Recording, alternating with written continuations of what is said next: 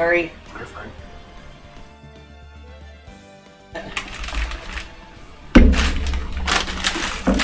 Sorry. I'm just getting stuff out of your way. I feel like I'm annoying you.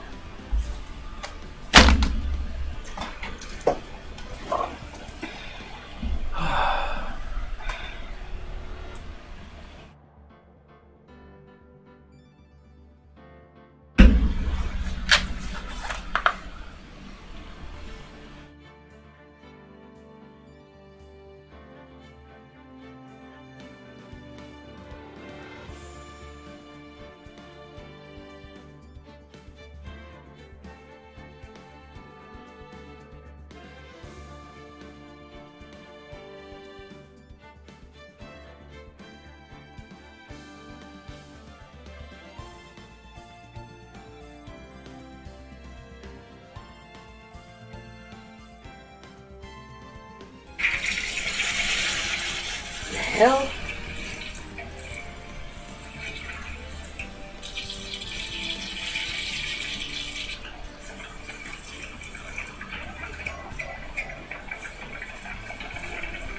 Well, that can't be. It's popcorn.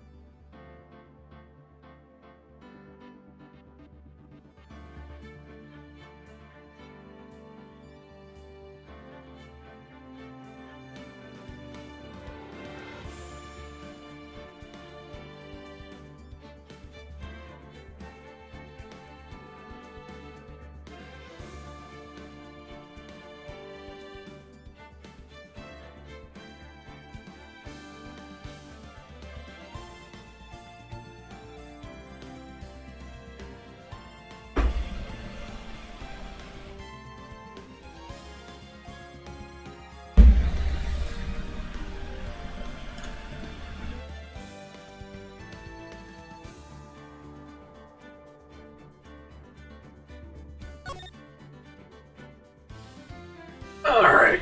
I suppose we should start.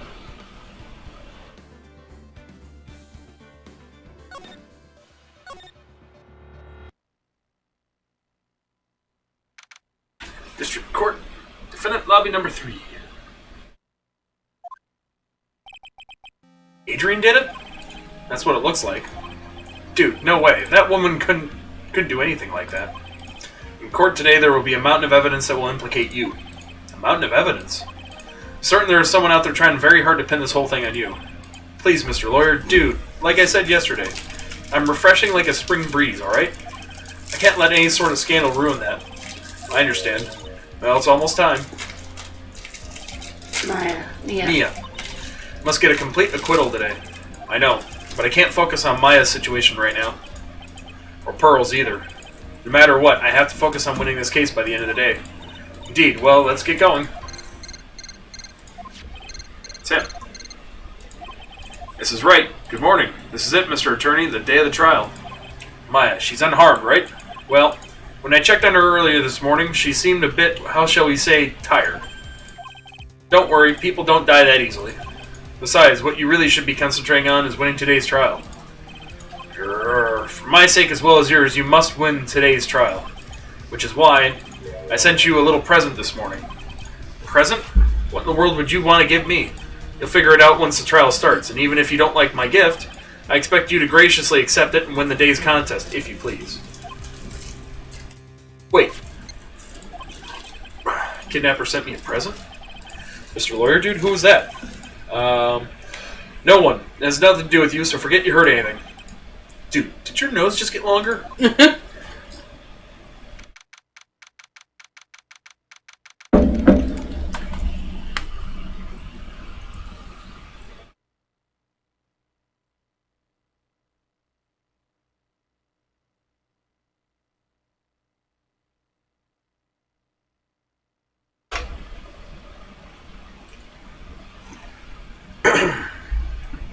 Okay.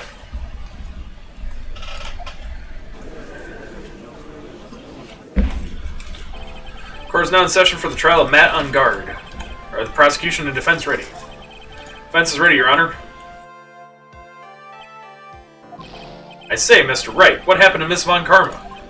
I don't know, Your Honor. Why are you getting mad at me? Your Honor, please be quiet. Bailiff Cortland is in session. You must tell me something. Please keep it brief. Now, what is it? Prosecutor Von Karma is... This morning, Miss Von Karma was shot by an unknown gunman. What? What? Shot? Somehow. I think this is the present that man was talking about. This present. Miss Von Karma is one of the top prosecutors in the country at the moment. If she were to disappear, it would be to your advantage. This is totally insane. Miss Von Karma, is she alright? I don't have that answer. She's alive and in stable condition. That's good. Phew. I thought he'd show up.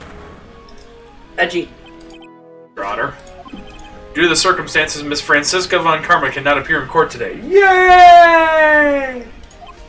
I, Miles Edgeworth, will be taking her place. Prosecution is ready, naturally.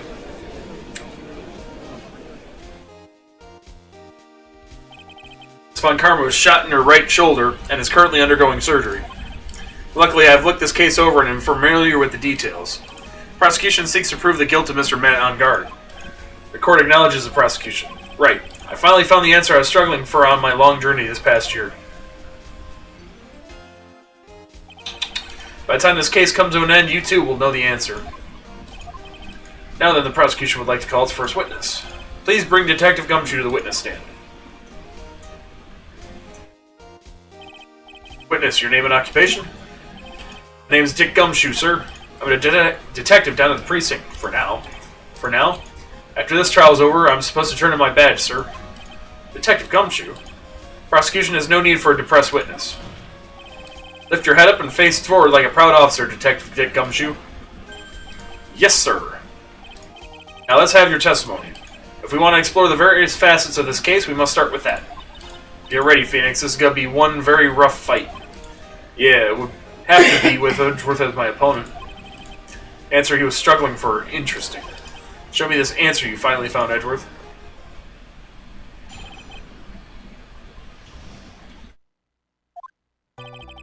Murder happened after the Hero of Heroes Award ceremony, sir. Victim Juan Corrida was found dead in his hotel room.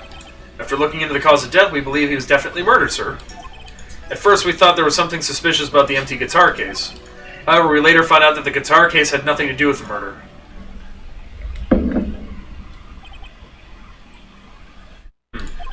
After the award ceremony ended, the victim was alone in his room?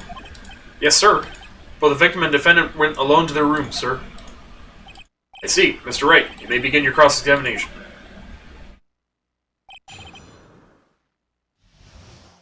Oh, excuse me.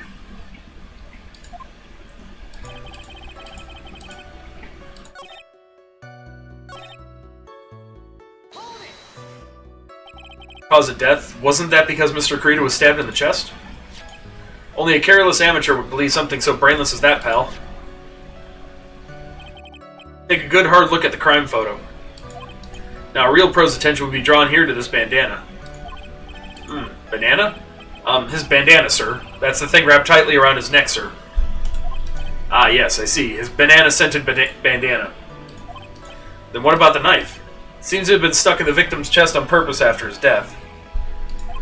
We have a crafty murderer on our hands here. Oh, he was strangled with a scarf and then stabbed. Oh, jeez.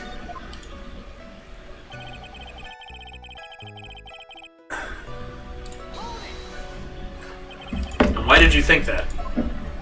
Because it was empty, pal. Jammin' Ninja doesn't go anywhere without his bright red guitar. We couldn't find it anywhere at the scene of the crime. Oh, then how about this theory? Fan really wanted the guitar and did the crime to get it. How's that? We thought about that too, but the only fingerprints on the guitar case were the victims. Only the victims, huh? I see. So much for my theory then.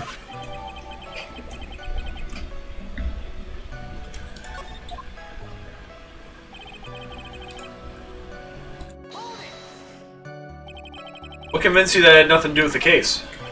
The guitar wasn't at the Gatewater Hotel that night. Well then, where was it? Bright red guitar was eventually found at the TV studio. Victim Juan Correa had apparently only taken the case with him, sir. So you mean he forgot to put the guitar inside his case? Yes, sir. Even when he was on stage for the ceremony, he didn't have his guitar. So that guitar case was empty even before he got to the hotel. Yeah, that's right. So it really had nothing to do with the case after all. Believe that is enough. First, the victim was choked to death with his bandana. Then, after the victim was dead, the killer deliberately stabbed him with a knife. Which brings me to my next point. Why, then, did the police arrest Matt and Guard? Because there was reason enough to suspect him. Here it comes. Looks like Edgeworth's back in full swing. Very well. Detective Dick Gumshoe, please testify about this matter. Yes, sir.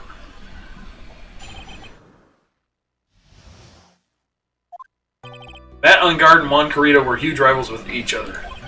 They each thought the other guy was in his way. That's motive enough in my book. As for evidence, there's the Jammin' Ninja's button. It was ripped off the ninja costume and was found in Mr. Ungard's Hakama. Defendant's fingerprints were also all over the knife. Defendant brought the knife for the crime, which makes this a premeditated murder. So the defendant's fingerprints were found on the knife used in the stabbing. The sword is sticky on the handle, so the fingerprints came out pretty clearly, sir. And there's this button. That was found in the defendant's clothes, was it? Is this button also covered in blood? Yes, and we know that the blood on it is the victim's blood, sir. What? All this points very clearly to the defendant, doesn't it? Yes, it most certainly does, Your Honor. Ready to give in yet, right? I'll find the hole in your argument somehow. Press as hard as you'd like. Just hurry up with your usual pointless questions.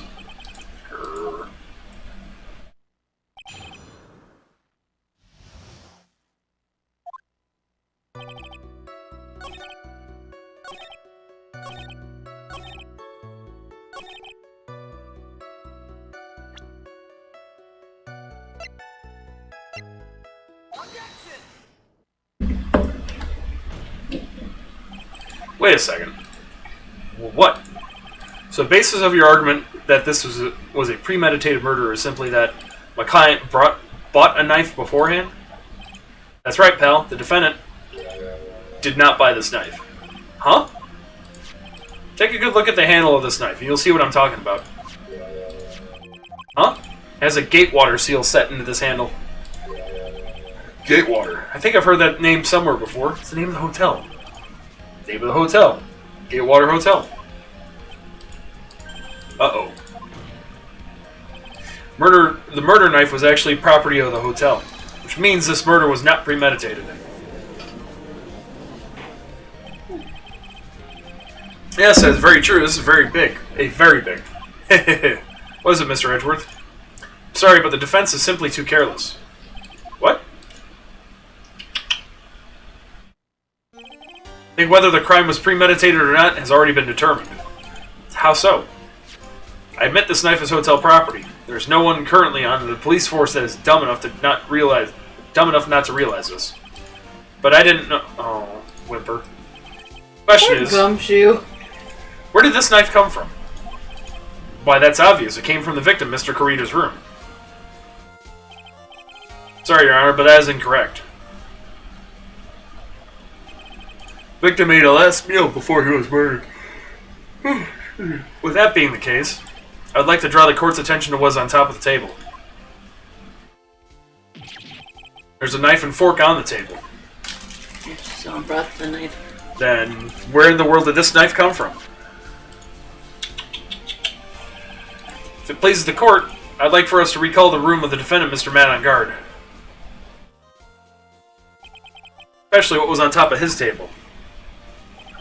There's something missing. Perhaps it is a single knife.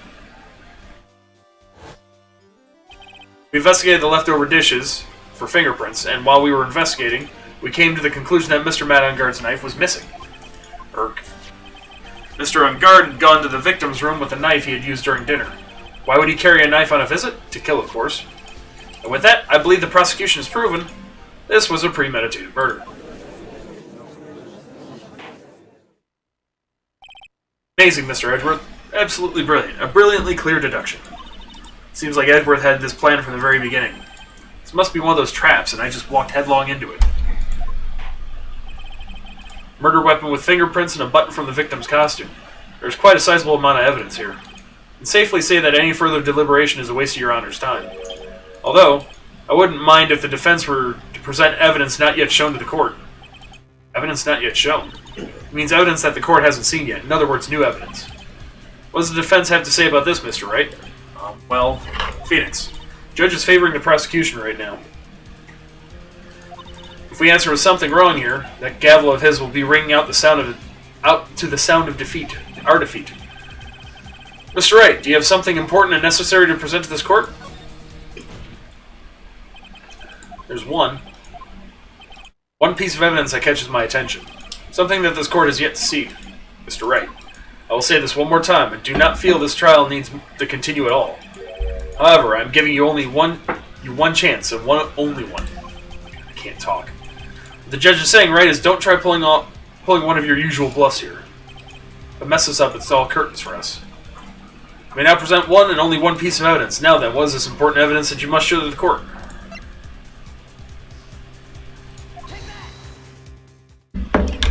This is a wine glass, is it not?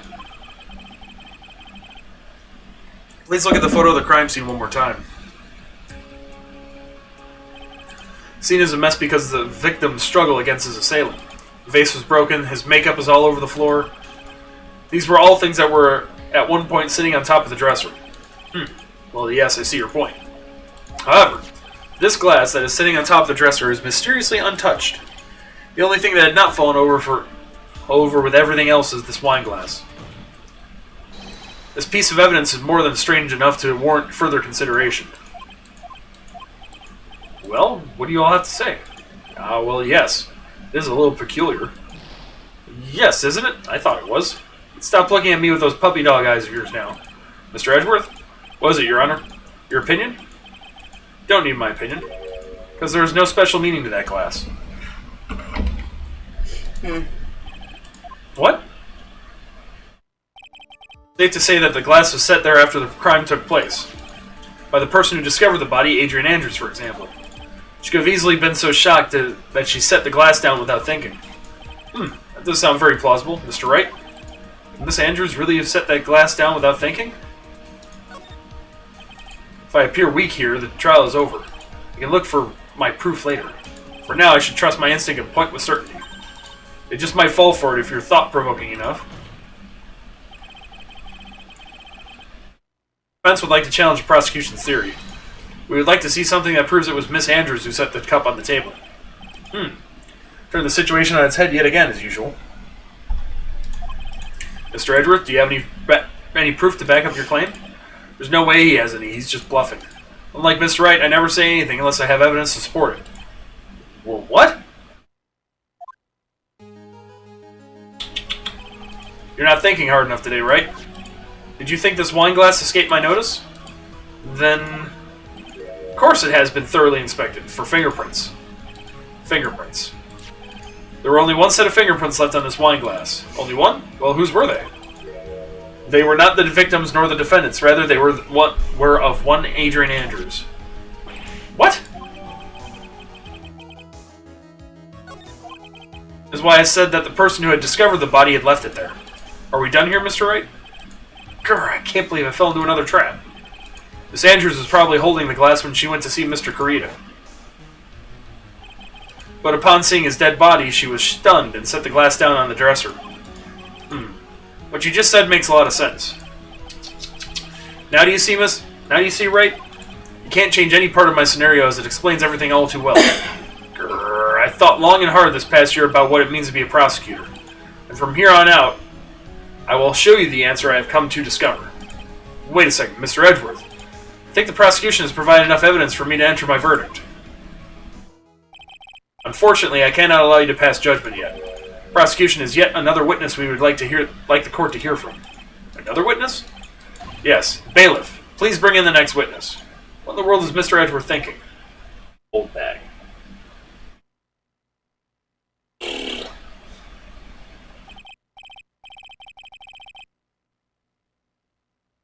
Now then, witness, please state your name and occupation. Witness, your name and occupation, please.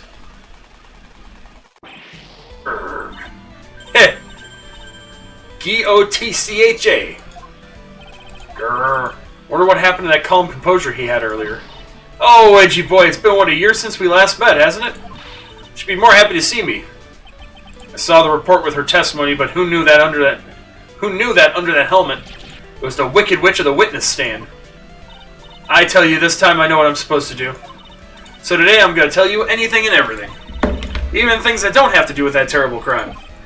Miss Witness, that terrible crime is all this court needs to know. Oof. Shush, I'm talking to my dear Edgy Wedgie right now. Don't interrupt us, Gramps. Yes, madam.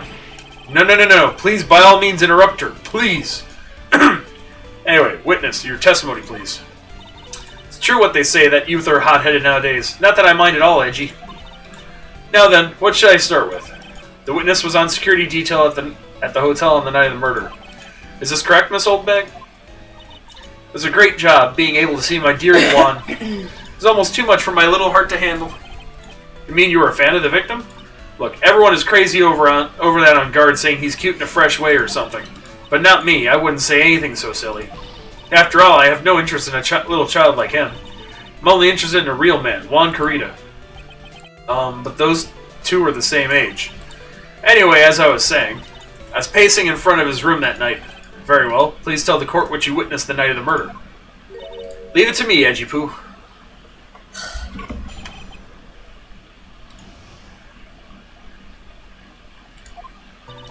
Anyway, after the ceremony, I went to pace around in the hallway in front of his room. There was something I was interested in finding out, you know. Well, since I was on the job, I made sure to keep a good eye out the whole time. That's when someone showed up. It was a man coming out of poor Juan's room. It was on guard, Matt on guard. He was trying to sneak his way out of Juan's room. So Mr. On Guard came out from the victim's room? See? It has to be him. He's the murderer. I see. Well, Mr. Wright, you may begin your cross-examination.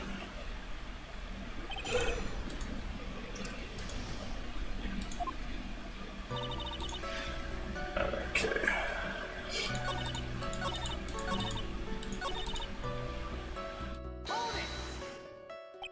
Saw my client? Are you sure about that?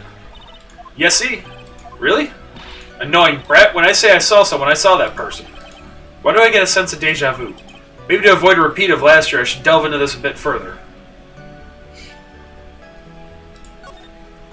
Please tell the court about the man's clothes in more detail. What a troublesome man you are, really, as if something like that matters. But it does. Now what was it? Oh yes, it was that thing. What thing? That gaudy thing that he's always wearing. That racing jacket. He was wearing that at the detention center, too. That thing's meant for nothing but seducing women out of their pantaloons. Men. Right. So, Mr. Wright, was this testimony just now important or relevant in any way? Of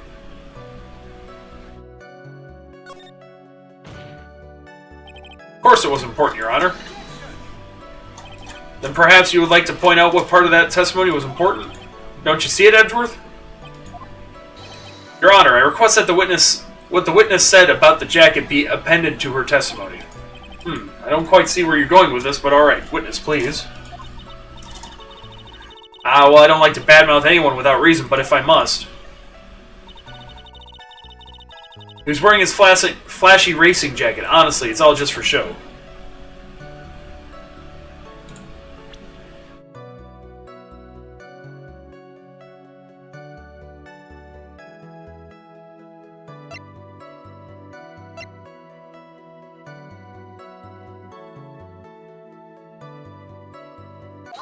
Yeah. Miss Oldbag. What? Don't say my name for no reason. Do you know what this is? It's button number 2 on the Jammin' Ninja's costume. Now I know she's an obsessed fan. She identified it in a single glance. Give it here, give it here. If you don't give it to me, I'll punish you with this. Wow, she really is a diehard fan to want a button covered in blood. This button was discovered on Mr. On Guard's body during a full body search. See? See? This button proves beyond a shadow of a doubt. It was that rascal On Guard. It was caught up in the pleats of his nickel samurai Hakama pants. See? See? And On Guard is the nickel samurai. Witness. Now, it may have just been me, and I do have an active imagination, but just now, didn't you say that the defendant, Matt on guard, was wearing his usual racing jacket? I'm so sorry. Sorry that you judge people based on what they wear. If I wore the trendiest dress, and maybe you think I was, but instead I'd have to put up with wearing this ridiculous-looking outfit. You'd agree this outfit is hideous, right? I got a tape recorder stuck on my chest. Let me tell you, it's heavy. It's so heavy, I wish I could switch to Stevie's 80s ago. Dream of life and keep those kids out there. Understand? Now take a look in the mirror. Your clothes are about as interesting as a documentary on Curly. You should take a tip or two from Edgy Poo. I tried. Whew. Now hold your tongue still there for 1 second. So what you saw in actuality was not Mr. On Guard, the man, but Mr. On Guard, the Nickel Samurai? When you think about it, they're really one and the same anyway. Miss Oldbag, this is a very important point we're talking about. Edgy Poo, do you think so too? Well, it might be something worth considering.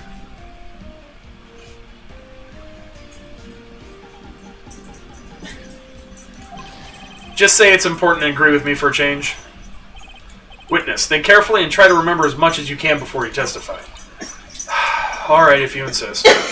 I should be the one sighing, not you.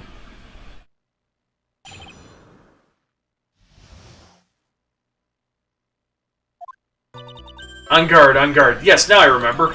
Nickel Samurai, that's right, it was the Nickel Samurai that I saw. Yes, it would have been convenient for him to wear his costume during the murder. He had to go to that post-ceremony stage show right after the crime, you know. Sorry, which one? So he must have worn that Nickel Samurai costume when he was stabbing poor Juan. Knew it. I knew you'd say he was inside that costume. What? Did you think there could have been someone else inside that costume? Don't be a bad little boy thinking such rude things. But the possibility does exist. Ah, youngins today, I told you there is no way it was anyone else.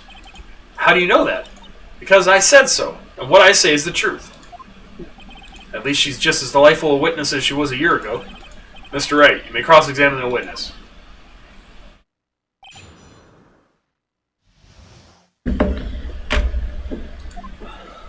He went out to his couch.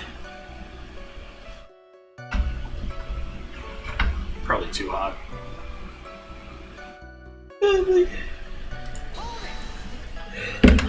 Be a little more careful with your testimony, please. Not too long ago you said he was wearing his racing jacket, and now he's not? Not too long ago? Then let me ask you this. When you were itty-bitty, what was your grand dream? Huh? What'd you want to be when you grew up, whippersnapper? My dream, huh? Well, I wanted to be Judge Wagner, hero of the public's court, so what? See? And look at where you are now. You're not Judge Wagner, are you? Are you? Well, what I said earlier, who puts any weight into that? But now is everything. I can't be held responsible for the past.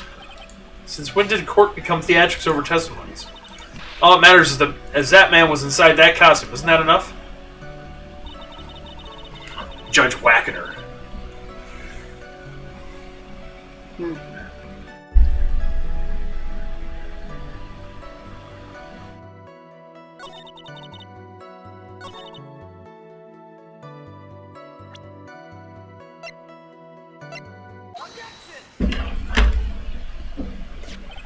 Please take a look at this. Yeah, so it's a knife. Big deal. If you're trying to scare me with that, I'll have you know it won't work. No, that's not my intention at all. That's the knife that was used in the murder, correct? Your Honor, do you know why this piece of evidence is important to this case? You don't even have to ask. It's because the defendant's fingerprints are on it. Is that what you're driving at? That is exactly what I'm driving at.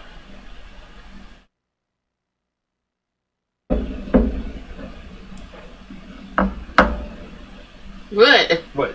I was smelling the candle. Which one was that? Incense clove. Although that one's pretty good too. And this one. Yeah, sorry you don't like the one I got you. It was just a bit strong. But again, you couldn't tell it scent. Anyways. What are we driving at? Whose car are we driving? Mr. On Guard was really in the Nickel Samurai Car costume. are we driving? was really in the Nickel Samurai costume at the time of the murder, then it's impossible for his fingerprints to have been left on this knife. Actually, he would have wiped all previous fingerprints on this knife right off. Well, that's right. The Nickel Samurai wears gloves, doesn't he? Probably took his gloves off before he began stabbing. Alright, don't.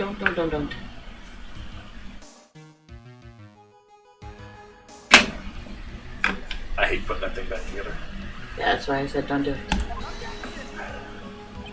Why would he do something like that? To leave his prints on the murder weapon? There's no way he would do something like that. However, there is one possibility. Good deal. Excuse me. Let's hear your possibility.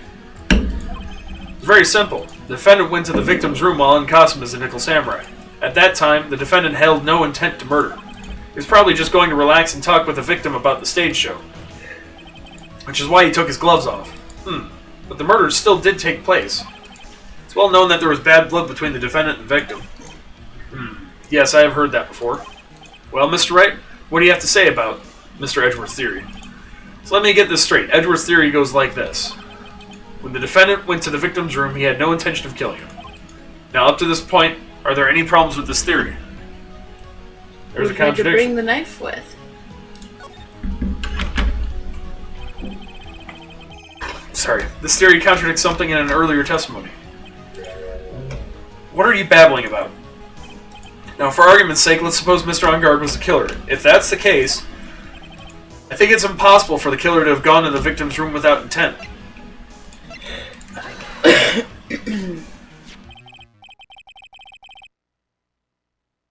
This knife, this was used by Mr. Engard at dinner.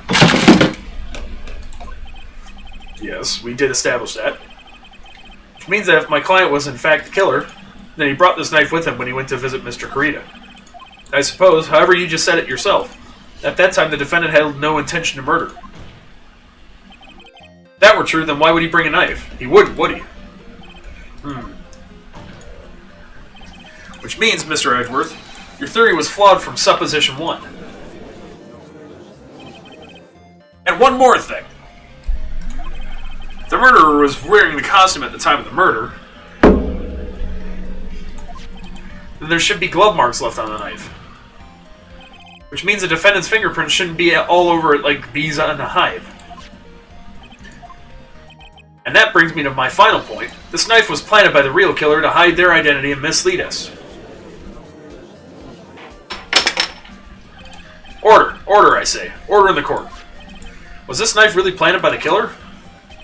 Why would the murderer do such a thing? To frame Engard? To frame my client, Mr. Engard, of course. To frame? Aren't you forcing the interpretation just a little too hard on this one?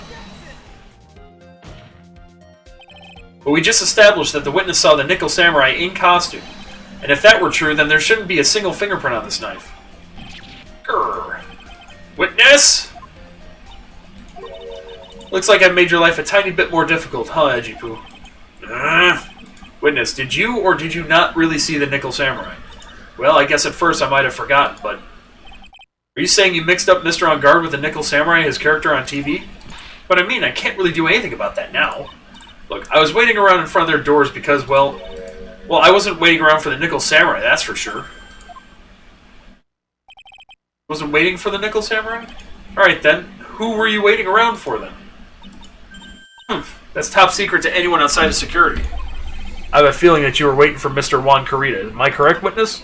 Ha ha ha. Way you think you are a sad amateur with a terrible case of nearsightedness. Amateur? Me? What am I an amateur of? So Old Bag was waiting around in front of the victim's room, but it doesn't sound like she was waiting to catch a glimpse of Mr. Kurita. Maybe Phoenix. Maybe the Old Bag was waiting around for that person. If it's who I think me is hinting at, it's certainly possible. Miss Old Bag, you were waiting for this person to come out of the victim's room, weren't you?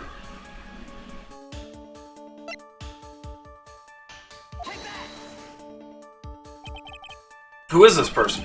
This is Adrian Andrews, Mr. Engard's manager. But why would the defendant's manager be in the victim's room? Seems that this is the latest rumor in circulation, Your Honor.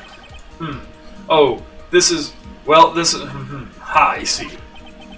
Judge seems to be really into the article, if it can be called such a thing. Then this manager with the initials AA, are you saying it's... Adrian Andrews? Without a doubt, the witness thought so as well. Looks like you found me out. Well, that's fine. I can throw away this whole sworn to confidentiality stuff, then. Witness? What in the world are you... Watch out, Phoenix. I've got a bad feeling about this. A very bad feeling. I got some information. Some very secret information from a certain source. So that's why I was doing my own little investigation. Secret, of course. Well, what for? Oh, just for myself. Personal reasons and all that. Well, Mr. Edgeworth, how will you proceed from here? I really don't want to do this, however, I cannot simply let this point slide. I see. Very well then, witness, please testify about this secret information. Get ready. This is going to take the wind out of your sail. The wind out of you youngins. I'm sure we're all capable of handling this. Really, it's not like we're 10 years old.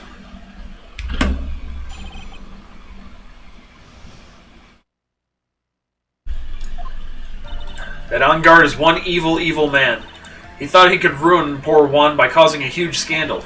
So to do that, he sent his own manager to get in close with Juan. Cannot condone such dirty tricks, so I took action. Oh, and this is top secret. You got that? Nobody else but you and me know it yet, okay?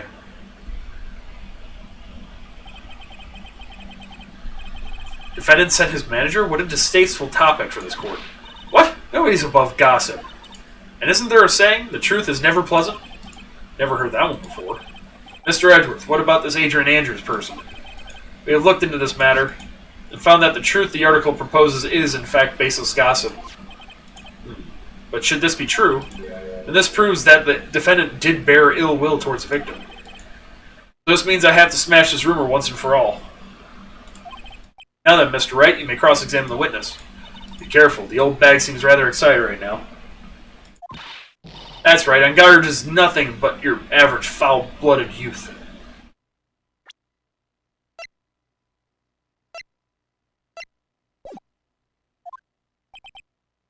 As the old saying goes, you gotta burn old bags with fire.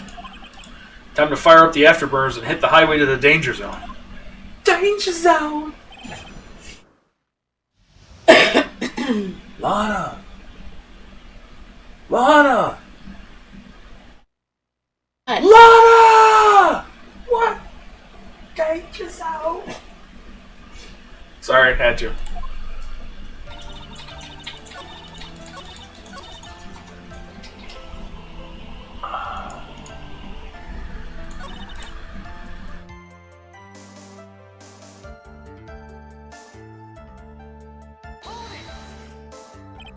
Wait. What? I'm a busy woman. Tea time with the kids is over. Secret information that no one else knows yet. If that's true, then how do you know this secret information? Huh? Well, that's because I'm a pro. Yeah, that's it. It's a secret. Even if you drilled a hole into my brain, you'll never find out. How in the world did that old bat get such a secret piece of information? So no one else is supposed to know the secret information, correct? If that's true, then why do you know it, Miss Old Bag? Why are you looking at me like that? Stop that. Witness. Hate to say it, but this is how you came to acquire your secret info, isn't it? Investigative reporter, lot of heart. Oh yes, I remember that mischievous girl. She reported that she had lost a certain note she had written to herself. She reported such a thing? On that piece of paper, she had written down some of her outrageous impressions about the relationship between the victim and Miss Andrews. What?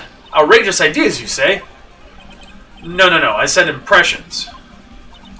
Then everything written on this piece of paper is completely meaningless? Ah, that's it. That's the note. No! You see, this is something completely different. This is my top secret list of groceries to buy. Then you were the one who took Miss Hart's note? I'm a huge fan of Juan's, that's why. That infamous puffy-haired whippersnapper? She's working with that evil on guard. She said so herself. On guard, I'm his sidekick. She was so happy, smiling like a silly duck. I was only checking what she had written. Edgy Poo, you believe me, don't you? Ugh. I was only trying to help out like an angel, like the angel I am. It's only one little piece of paper. I've never taken anything else before. You really should come with a supply of cheese to match your vintage wine. Well, it was only a piece of paper. I suppose we can overlook this just once. Just this once.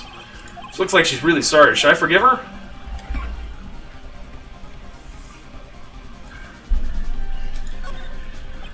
If I let up on her now, she'll get away. I have to find some way to inflict a deafening blow to her, the prosecution. Witness, you said that the only thing you stole was that note. Is this correct? Stole?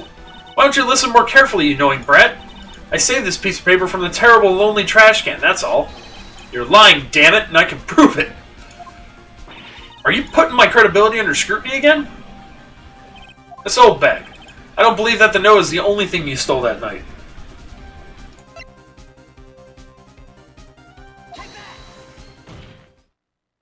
This old bag. That note was with a camera inside its case, wasn't it? A camera? Yesterday, Lotta Hart was raising a huge stink over her camera. She kept saying something like, "My sweetie, $1,600 camera disappeared on me." What? Witness, what is it, Gramps? If you have the note, then it is only logical that you have the camera, too. Looks like you found me out again, Sonny. Is this the camera you're looking for? That's... What? Even though I look like this, I'm still a person, you know? I still eat meals like you, and I fall in love and borrow things from people. Fuck, is this Nancy Drew? And then... borrow. I think your definition of borrow is a little off. Say that woman... I saw that woman's business card, and that's when I noticed it said, "Slime Bag Celebrity Photographer Extraordinaire." Well, when I saw that, I had to know what sort of pictures she had taken. I'm a professional security guard. It's my business to know these things. Bailiff, check this camera's photos. Hurry. We must examine that at once.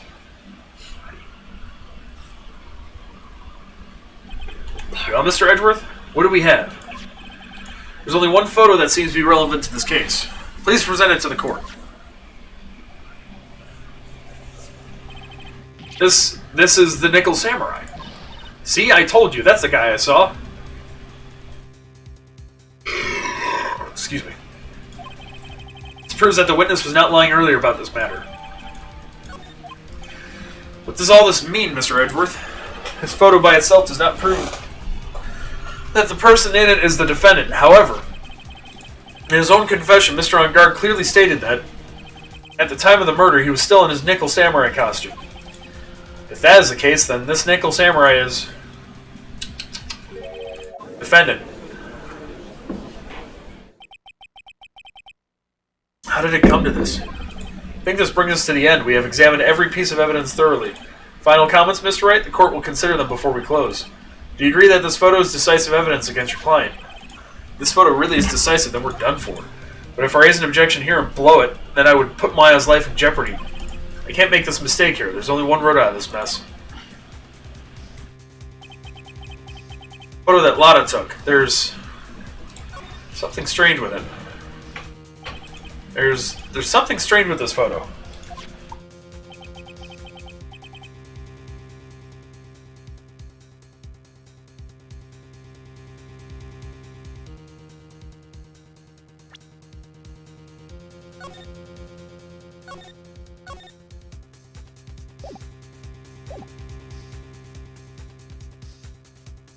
Yeah, this was coming, right?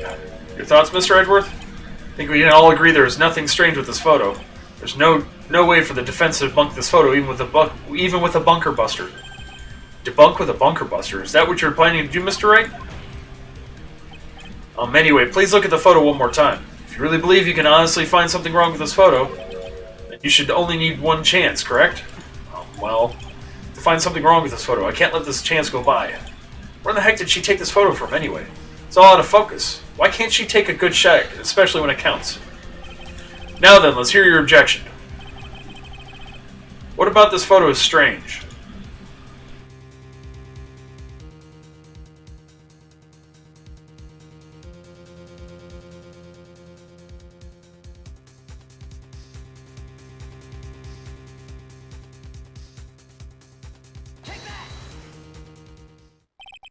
like to direct the court's attention to this one area right here.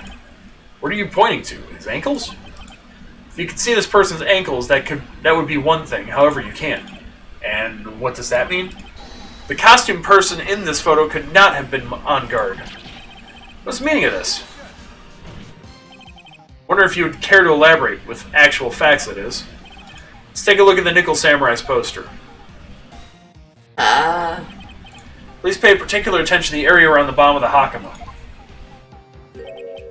His socks. You can see his socks. Exactly. However, in this photo, Nickel Samurai is clearly holding his Hakama up just to walk. There's only one explanation for this. The person inside this costume is clearly much shorter than the defendant.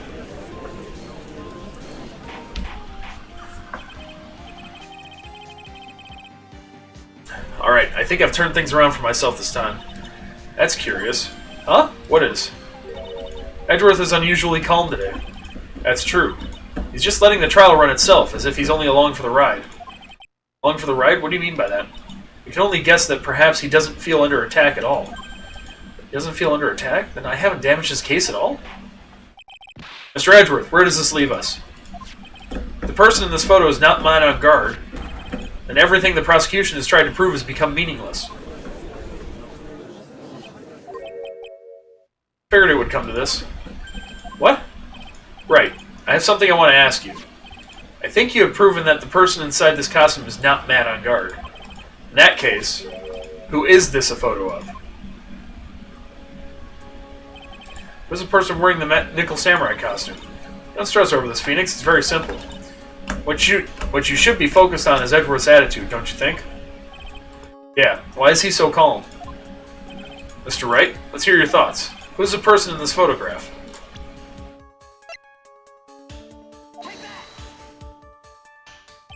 Adrian Andrews? If you want to know who that Nickel Samurai is, it is none other than this woman. Why would you say it must be Miss Andrews? What in the world points you to her? For starters, she's short. And she can freely move in and out of Mr. On Guard's room. Finally, she had dinner with Mr. On Guard that night. How does that all add up? It means that it makes it very easy for her to get a certain item. A certain knife with Mr. On Guard's fingerprints all over it. The knife that was used as a murder weapon. Why don't you just say what it is you want, right? I have to do this now. This is my last chance to turn things around. Defense moves to indict Miss Adrian Andrews in the murder of Juan Carita. It was Miss Andrews who tried to frame the defendant for the crime. Order! Order! Order! Looks like this trial has hit a most unexpected development. Mr. Edgeworth. Yes, Your Honor? This court is issuing a subpoena for Miss Adrian Andrews. A verdict cannot be passed without first hearing her testimony. Alright, this is it. This is kind of bad for us. Huh? What do you mean? If Adrian Andrews is summoned to court as a witness, it means that the trial will go on for another day. One more day. Ah! If I don't get a verdict today, then Maya... Now then, we shall set Miss Andrews' testimony for tomorrow. What am I supposed to do? The judge is about to adjourn the court. Now then... Please, Your Honor, continue the trial. You must pass a verdict today. I can't do that. We cannot hear Miss Andrews' testimony. I abhor wasting such valuable time. Edgeworth? Your Honor, I request that you please continue in today's trial. But we cannot continue due to this unexpected development. Unexpected development? I think you underestimate, Your Honor. What do you mean by that? Mr. Phoenix Wright would slave his way to subpoena... Slave his way to subpoena...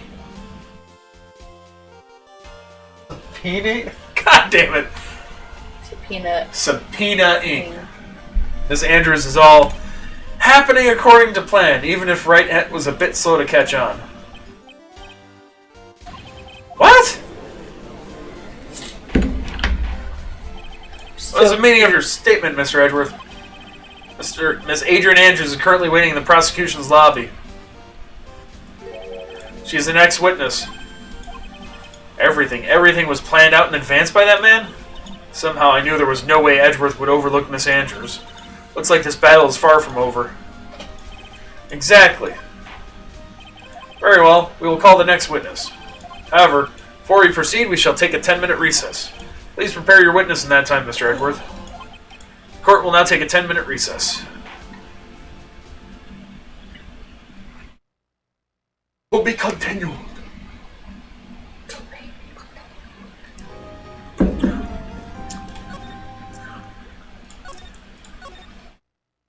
Part 2-2 trial. District Court, defendant lobby number 3. Dude, I can't believe that, Adrian. No way, not cool and collected, Adrian Andrews. She's your manager. It would have been very easy for her to pull this off. The only person who had easy access to the knife you used at dinner was, well, her. So after the ceremony during the break, huh? I was sleeping like a log the entire time. See, she could have also easily planted that blood-covered button in your Hakama. Because she was the one who came to wake me up? Then, dude, you're saying it really was her. Yes, she is the real killer. She was the one who murdered Juan Carita. But why? I thought she was buds with Juan. She has her own agenda. Her own agenda? What are you talking about? Sure, you'll see by the time this trial's over. It'll be alright. I'll get you acquitted by the end of today. Get me a verdict that's refreshing like a spring breeze, okay, Mr. Lawyer, dude? Phoenix. You think her motive is related to Celeste Impax's missing suicide note, right? Yes. Miss Andrews depended on Miss Impax as her strength and reason to live. But then Miss Impax suddenly killed herself. Sounds like she left a suicide note, and the person thought to have hidden it is Juan Carita, the victim of this murder. That's why I think that Miss Andrews got close to Mr. Carita. All to get the suicide note back. It sounds plausible. But one thing bothers me. What? Who was it that first told us about their relationship? Better state Miss Andrews' dependency issues with regards to Miss Impax. It was Edgeworth. Looks like he's still the one in command of the ship. Don't let your guard down yet. Back in court.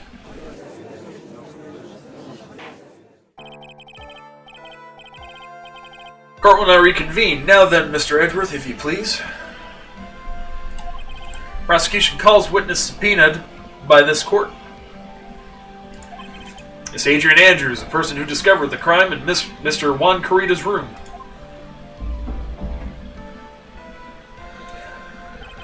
What is your occupation? I'm the manager of the defendant in this case, Mr. Man on Guard. I see. Now then, before we begin, Your Honor, I have one request. Yes, sure. What is it? I'm sure everyone in this room is wondering the same thing. I would love to find out more about my relationship with the victim. After all, it was the topic of a certain weekly magazine recently. No, I have no idea what you mean. I've never even heard of Gossipland. If the judge was ever a prosecution witness, he'd do all my work for me. Anyway, I was wondering if you could tell us about your relation to the victim. Yes, I was seeing Mr. Carita. I was also aware of the rivalry that existed between Matt and Juan. But this was a private matter between Juan and myself. So it was a fry and bait matter, or was that bait and fry? Reminds me of fishing. But I didn't kill him. No one is accusing you of that. I think there's someone who would beg to differ. I think we all understand your relationship with the victim now, Miss Andrews. Very well then. Witness, please testify to the court about what happened when you discovered the murder that had taken place. Adi. It's time for the show to start, so I went to get Matt from his room. After that, I went to Juan's room, and there was his dead body. I was in shock. What I saw was naturally the exact same scene as in the crime scene photo. I felt as though I was about to faint, so I poured myself a glass of juice. Poured yourself a glass of juice? Yes. Sadly, I didn't remember not to touch things at the scene of a crime, and I disturbed the crime scene by moving this one thing. That is when the fingerprints on the wine glass were made, Your Honor. I see. Well, Mr. Wright, you may cross-examine the witness. Phoenix. She's one cool and collected customer, and she has the brains to match. Yes, I know. In order to catch a person like her, you have to avoid head-on confrontations. You should disrupt her pacing. Disrupt her pacing? She's the type of woman who is easily thrown off by things inconsistent with her thinking. So you have to attack when she least expects it. The instant you let up on your offense is the instant this trial is over, understand?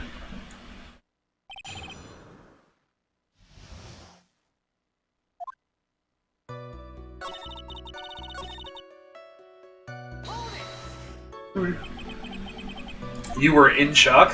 What? Was I not supposed to be? Miss Andrews is a very calculating person.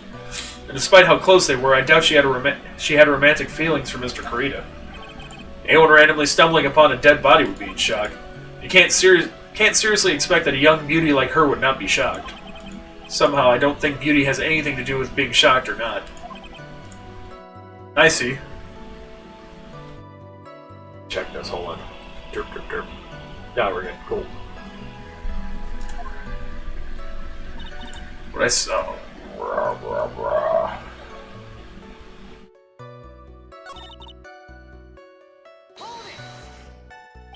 Juice?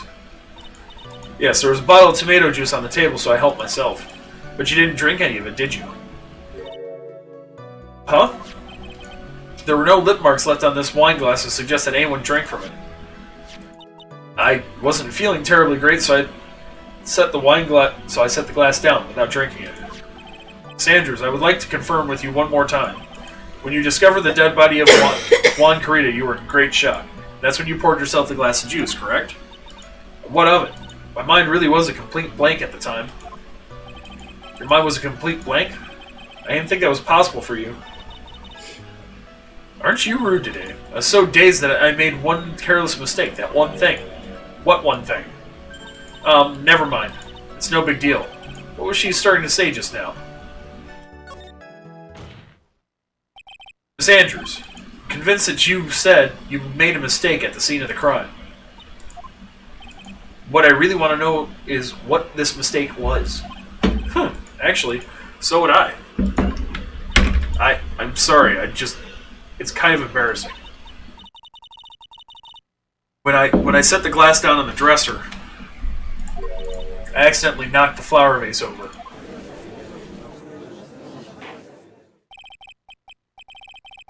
Flower vase? What are you talking about the one on the floor of the crime photo? Mess of glass shards? Originally on top of the dresser. But when I bumped into it with my elbow, it fell onto the guitar case. Why would you withhold such an important piece of information? I'm sorry. I thought that since the crime scene was already in disarray, that people would simply assume the vase was just another part of the mess. Looks like yet another fact has come to light here. Please add this and anything else you have to reveal to your testimony. I'm sorry, but I have nothing more to add. I didn't touch anything else.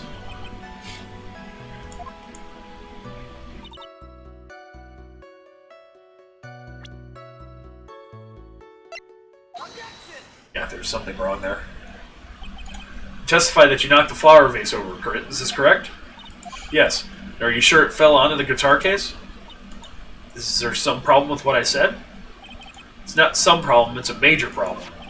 It's true that the top of the guitar case was wet with water. However, that's exactly what is so strange. Sanders, you testified that the vase fell onto the guitar case. However, if that was true, the case should have gotten wet on the inside, not the outside.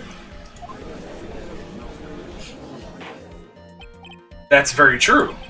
Furthermore, there is one other strange thing about this guitar case. What is that? Let's take another look at the crime scene photo.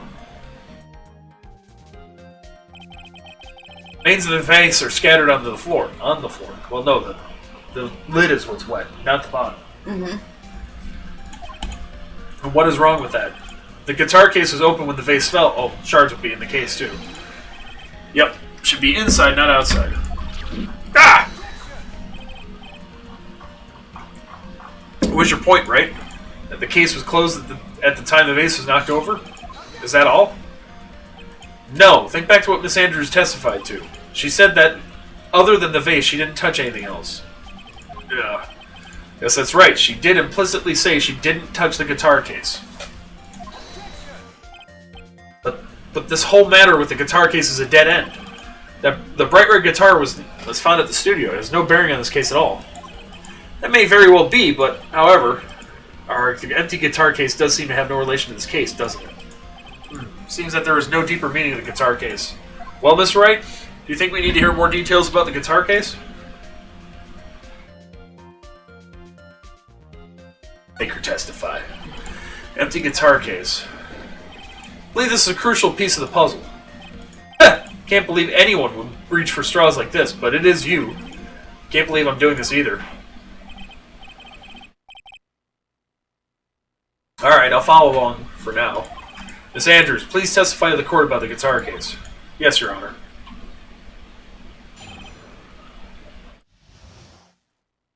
I don't remember too clearly because I was a bit dazed. I suppose I must have opened the guitar case after I knocked the vase over. It's not a big deal, though. The case is empty, after all. As for why I opened the case, even I don't know. Looks like this really wasn't a very important point. This wastefulness is such a familiar feeling by now that it's almost comforting. Anyway, I'll just go ahead and start the cross-examination. Using any way to change the topic. Convenient escape for a weak man.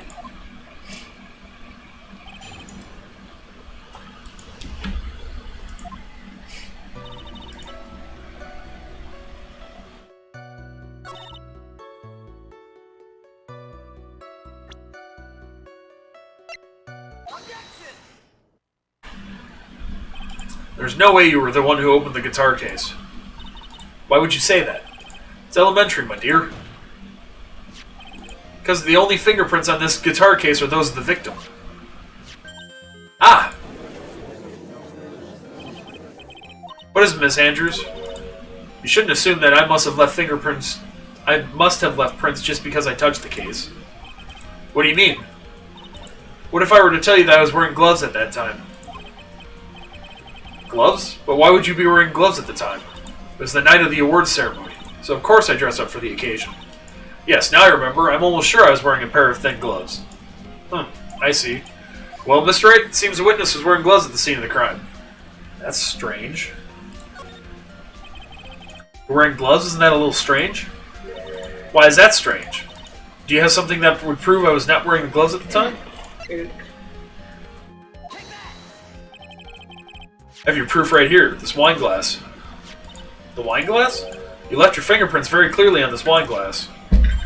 Ah, even if you took your gloves off when you poured yourself this glass of juice, wouldn't you think it was just a little strange? That you put your gloves back on just to open the guitar case? Ugh. She exploded her glasses and just put on some new ones? I guess. Order. Looks like you hit the nail on the head this time. What do you mean? I believe that guitar case plays a very important role here. But it's just an empty case. I wonder if it really was empty, though. But the bright red guitar was at the studio. Phoenix, drop all your presumptions. What was in the guitar case was not the bright red guitar. You don't mean it was a bright white guitar. Wait, that's not right either. I admit it would be unnatural for someone to do that. So a witness was not wearing gloves despite the fact on the case. Your Honor, this is obviously the defense's usual misdirection tactic at work. Steer the court towards an unrelated topic and lull us all into his misguided... No, Your Honor, please recall that Miss Andrews had testified that the vase had fell onto the guitar case, which means that the case was closed when the crime took place. However, it is wide open in this photo of the crime scene. I'm sure this guitar case has some relation to the murder. If you are so sure, right? And I'm sure you can somehow substantiate your outrageous claim, correct? Please enlighten us as to why that guitar case has anything at all to do with this murder. Can you do that, Mr. Wright? Well, let's suppose for a second that the bright red guitar was not the only thing that could have been in the case. Bright red guitar not being the only thing. You don't mean... So you intend to push your theory that the case is not empty? Is that it, right? I wouldn't say something I didn't intend to prove. Deflate that head of yours. You haven't proven anything yet. Now then, let's have it. What was inside this case at the time of the murder?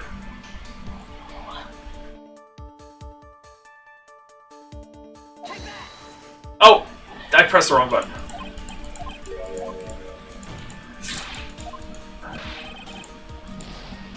I pressed the wrong button. I was trying to flip it.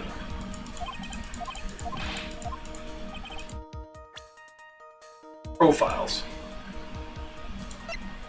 Or, nope. Evidence. Here we are. This is a photograph. Yes, but what's important is what is in that picture, Your Honor. In this picture?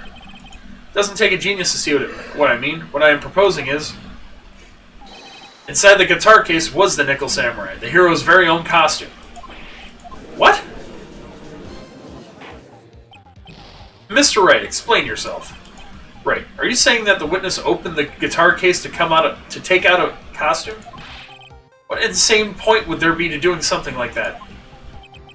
An insane point would be to wear the costume, of course. Miss Andrews put it on to hide her identity so she could make her escape. After all, you couldn't let anyone see you leave, could you, Miss Andrews? I refuse to accept your theory. Do you have anything to support such a preposterous idea? Just outside the door was an investigative reporter, photographer who was starving for a big scoop. And in the end, she managed to get this shot, correct? You mean this photo?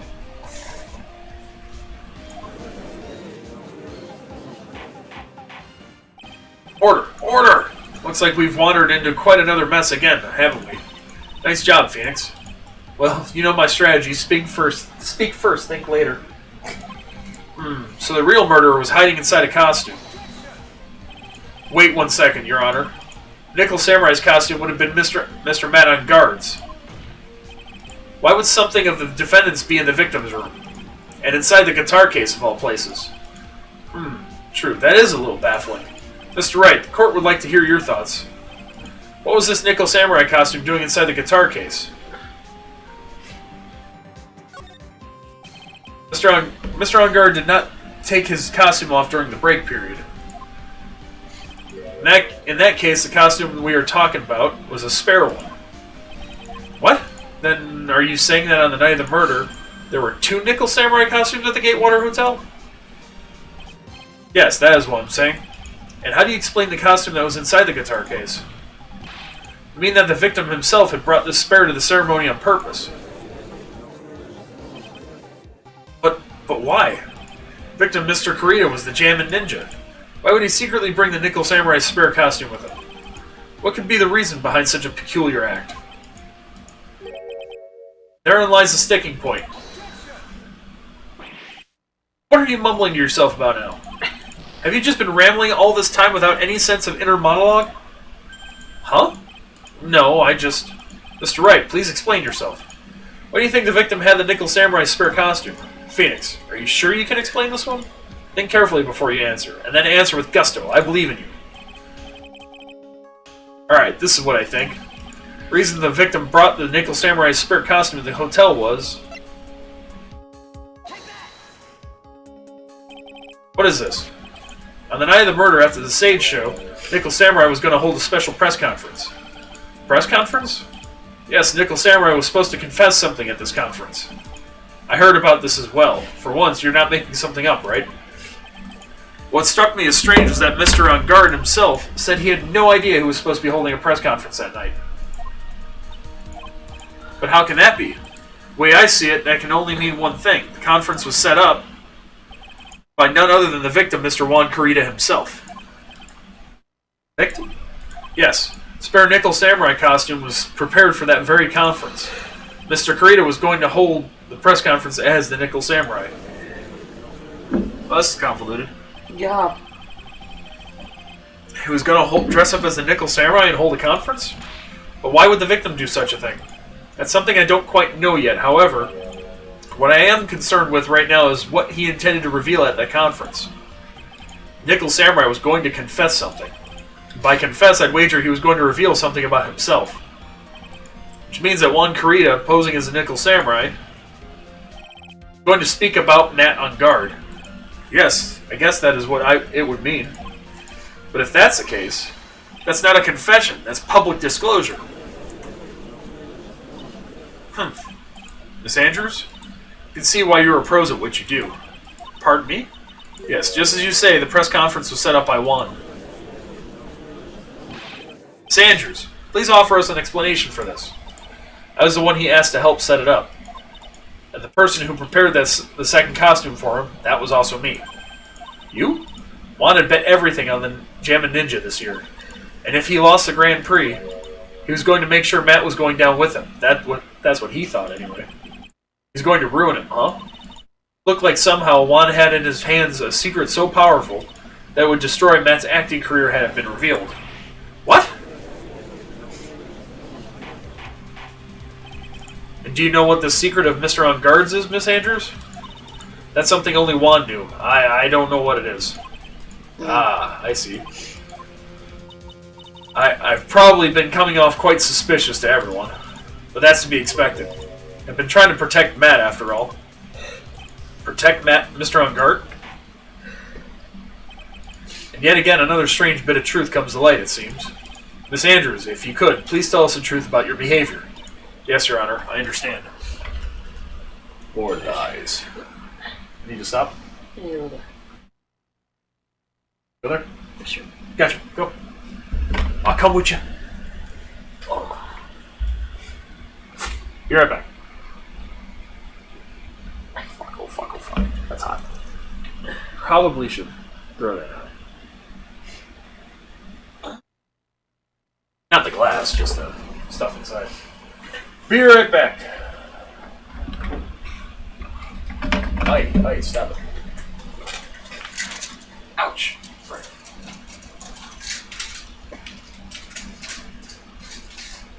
What are you eating?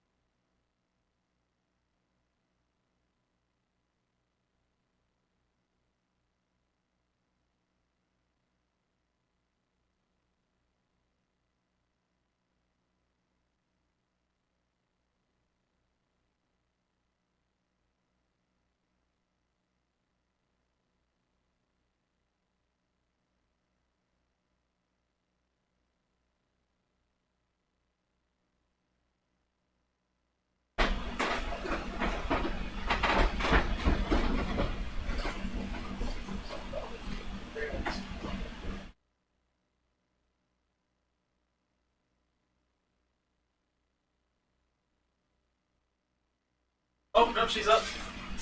We're back. Okay. There's that again.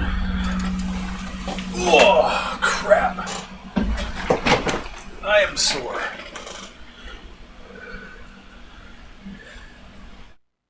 Okay. Protecting Matt. From the moment I saw the crime scene, I had a feeling that Matt was a murderer. Matt had to kill Juan no matter what. And he didn't have an alibi for what he was doing at the time of the murder. My thoughts were confirmed by the evidence, of course, the button and the knife. But I'm Matt's manager, so I felt that I had to protect him.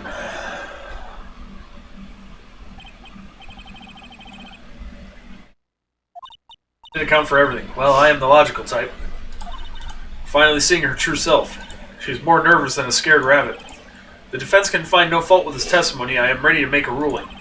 Please keep that in mind as you cross-examine Mr. Wright. Looks like somehow everything has swung to the opposite end of the scale again. That just means I had to put my weight into this and turn her logic upside down.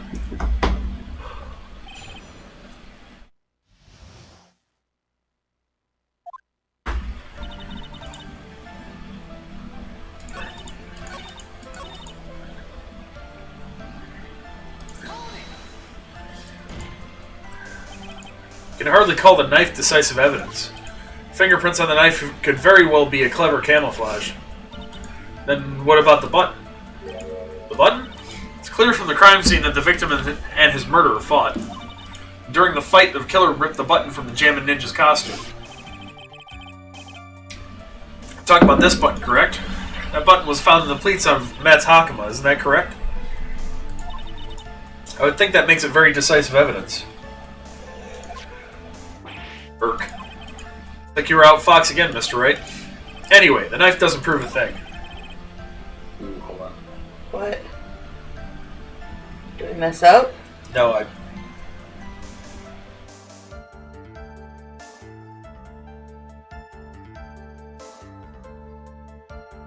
Please fix your testimony. Can't stand the sight of a man who can't gracefully accept his defeat. Thank goodness Mia can still look at me. With an icy stare, yes. Miss Andrews, for Mr. Wright's sake, please add this information to your testimony. The button was torn off Juan during his fight with Matt.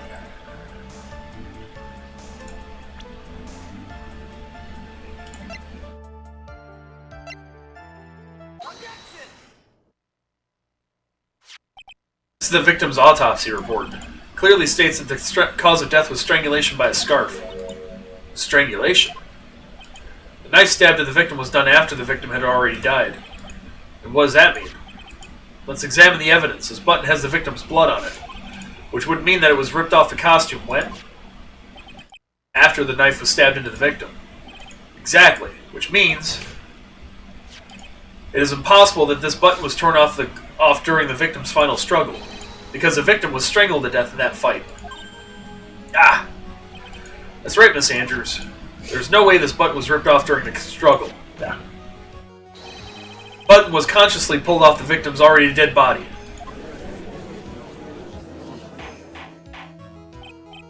Order. What is the meaning of this, right? So what if the button was torn off the body after the victim had already died? What does that change? Let me ask you one simple question, Mr. Edgeworth. Why was the button torn off? What purpose did that serve? What purpose? We now know that this button was not torn off during this fight. So a murderer took the time and effort to purposely rip this from the victim's body. That would mean that the murderer had something in mind, wouldn't it?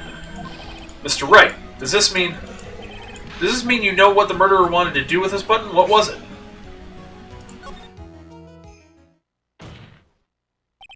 There's only one logical reason for doing something like that. Is to pin the crime on Mr. On Guard. There's no way anyone would put a bloody button in their own pants. That's right, Mr. On Guard was set up. By the real killer, of course.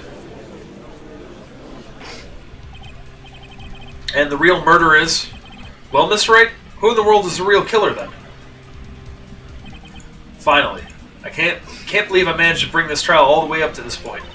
Phoenix, you can't let your guard down yet. Not until the very end. Real killer, the person who planned to frame Mr. On Guard is...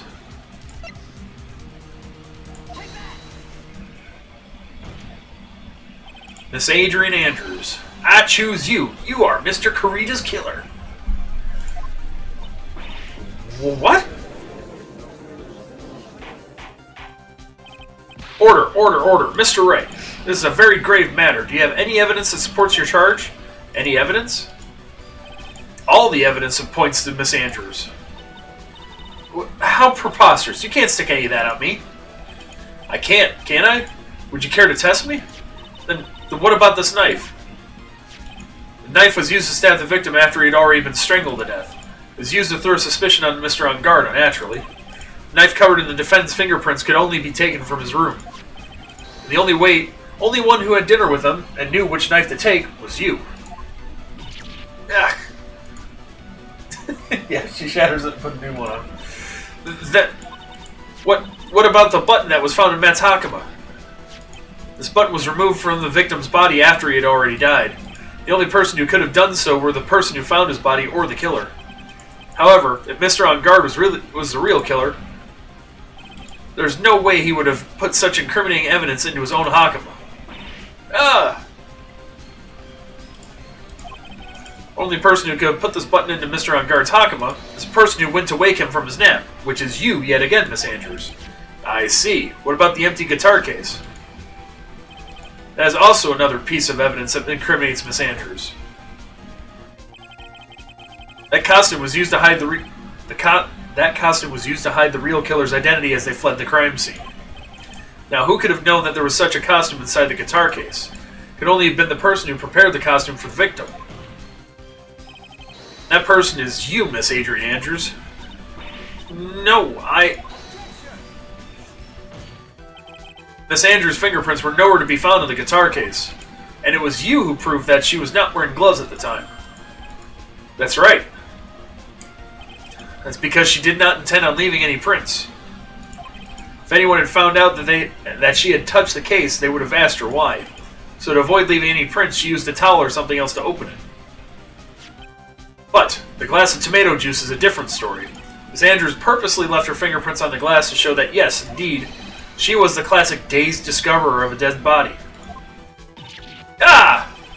To top it all off, there's this photo. Photo of the killer as they exited the scene of the crime. No reasonable person on Earth can believe this nickel samurai is Mr. On Guard. He would be much too short for his own costume if it was him. Speaking of how tall people are, Miss Andrews, you're also kind of short in stature, are you not? Please, stop. Well, how about it, Miss Andrews? I've got her up. I've got her this time. Miss Andrews? I refuse to testify. What was that? There's a law. It says I can't be forced to testify about something if it can incriminate me. Well, yes. You're absolutely correct, Miss Andrews. Law does provide us with a way to avoid self-incrimination by allowing a witness to not testify if the testimony can cause damage to themselves. What? Pleading the fifth is not something most people would think to do on the spot. Actually, thinking back to yesterday in Mr. On Guard's room, Adrian Andrews. Yes? Think hard about what we just discussed, understood? Alright. That's it. That's what Francisca planted when Francisca planted this idea into her head. She must have told Miss Andrews to not testify if things looked bad. Did a good job proving everything up to this point, Phoenix. But there's still one thing you haven't done. Something I haven't done? What's wrong, right? Are you finished already? Run out of evidence? What is so humorous, Mr. Edgeworth? I'm sure you realize this as well, Your Honor. But everything the good lawyer here has proven up to this point is meaningless. What? Everything you have proven is circumstantial. Circumstantial? Yes, circumstantial. You have yet to provide a single piece of definitive proof. Proof that Miss Andrews did in fact harbor a wish to murder Mr. Kurita. Oh, we want to delve there, do we?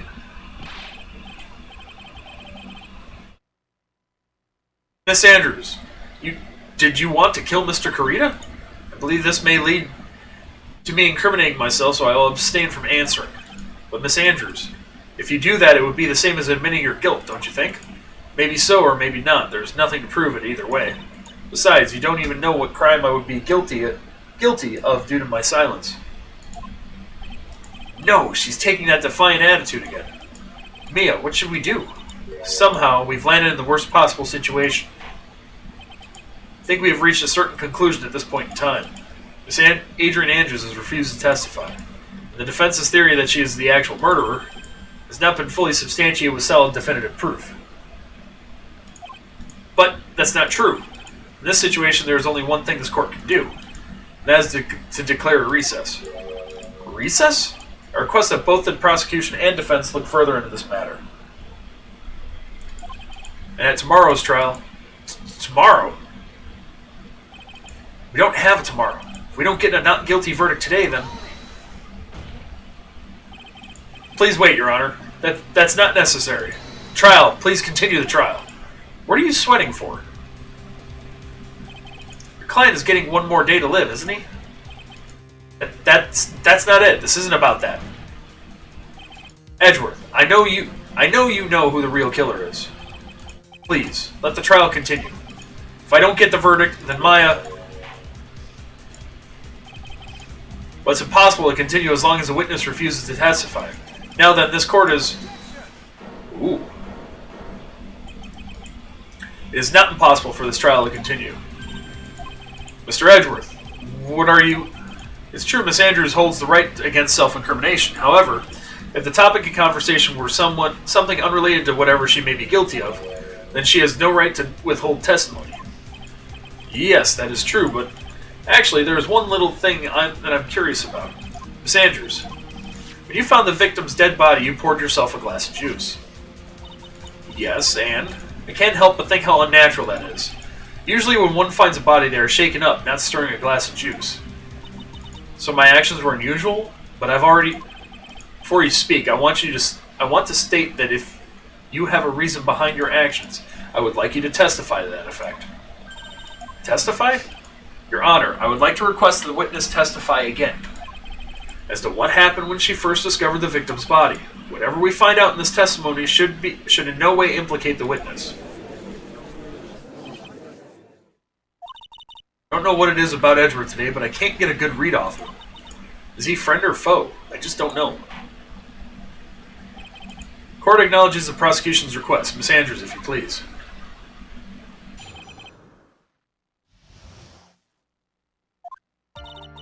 That glass of juice, I didn't really pour it for myself. I was surprised when I walked into the room and saw it in that messy state. Juan, he was just sitting slumped over and tired looking in the corner. When I saw him sitting like that, the thought that he was dead didn't cross my mind. To be honest, I thought he had just fainted or something, so I went to pour him some juice. When I realized that he was dead, that's when I knocked the flower vase over. So you poured that glass of juice for the victim. Why didn't you say so in your earlier testimony? I didn't think I needed to include something so trivial. Phoenix, please be careful here. If you can't find anything wrong with this testimony, then there's nothing left. I know. Edgeworth, what the heck is going on in that brain of yours?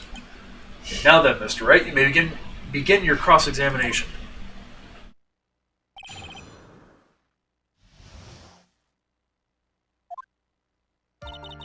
Glass of juice? Oh wait, I already read all this.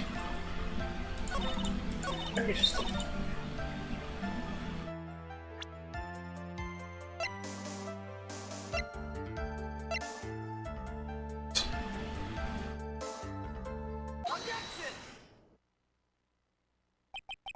You honestly didn't think he was dead when you found him?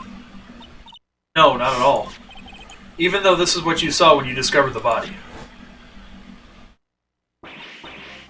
Ah! What is the meaning of this? Isn't it obvious, Your Honor? There's a knife sticking straight out of Mr. Karita's chest. Anyone who saw this scene would have immediately thought that here was a dead man. Well, you see, I doubt a single person in the world would mistake this for someone who fainted, and then so nonchalantly go pour something to drink. Your point is?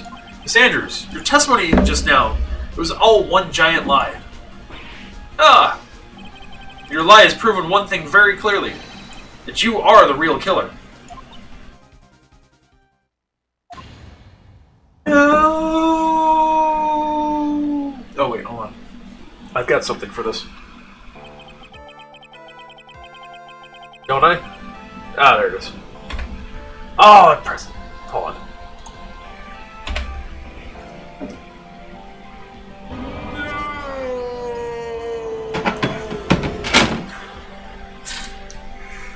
Looks like the defense has somehow brought the ugly truth to light.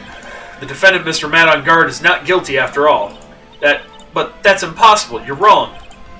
Miss Andrews, try to have some composure. It wasn't me. It wasn't me, I tell you. It was Matt, I swear it. He's the one who killed Juan. But you were the one who refused to testify. And your reason for not doing so was that you might end up incriminating yourself. That's because... Miss Andrews, I will give you one last chance. What exactly are you hiding that may incriminate you? I refuse to testify. There is no need for this court to continue any further. Mr. Madangard's innocence has been clearly demonstrated. Is it over? Have we found the truth at last? What's wrong, Phoenix? Usually the real killer confesses his or her guilt. Now that I think about it, this is the first time someone hasn't. Now then, I would like to hand down my verdict for Mr. Matt on guard.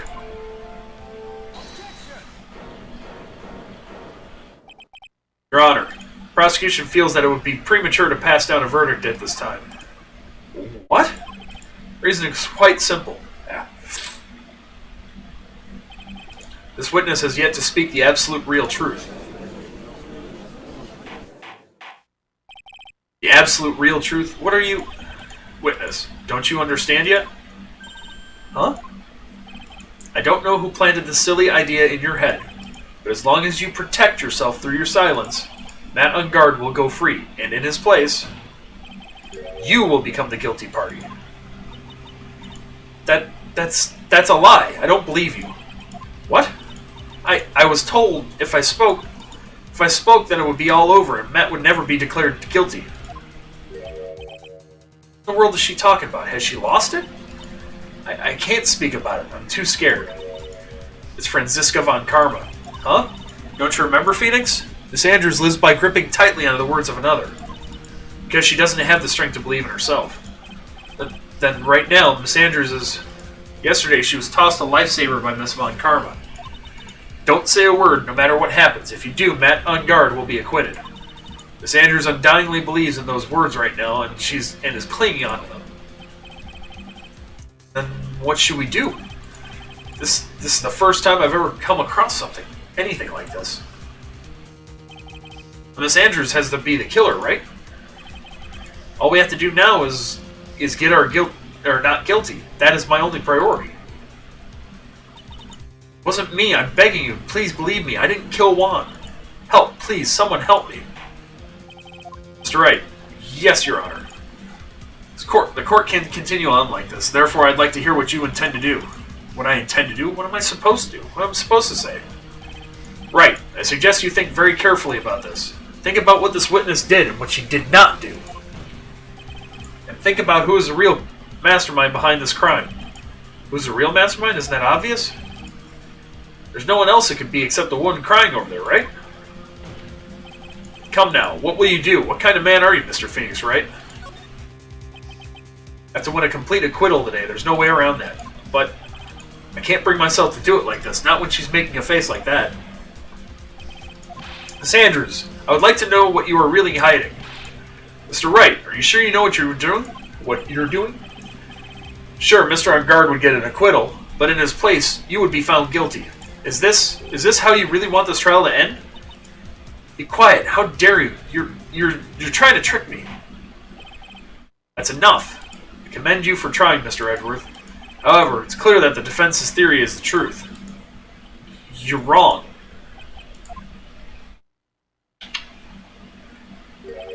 What a shame. I had hoped things wouldn't come to this, however.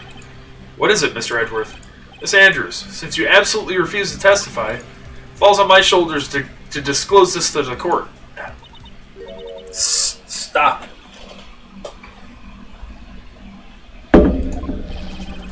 Mr. Edgeworth? Ouch.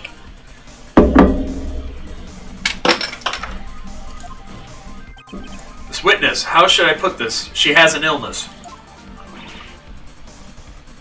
What? Because of this illness, she has tried to commit suicide in the past. Stop. Please stop. No matter how much you want me to hide it, it's no use. I have the evidence right here. That's the second part of the suicide report, the attempted suicide report. What will you do now, witness? You know what I'm about to do, don't you? I'll now reveal to the court the true nature of the pitiful woman known as Adrian Andrews. The secret of her dependent nature. Having other people know about it scares her more than anything else in the world. Please stop, I beg you. If people find out,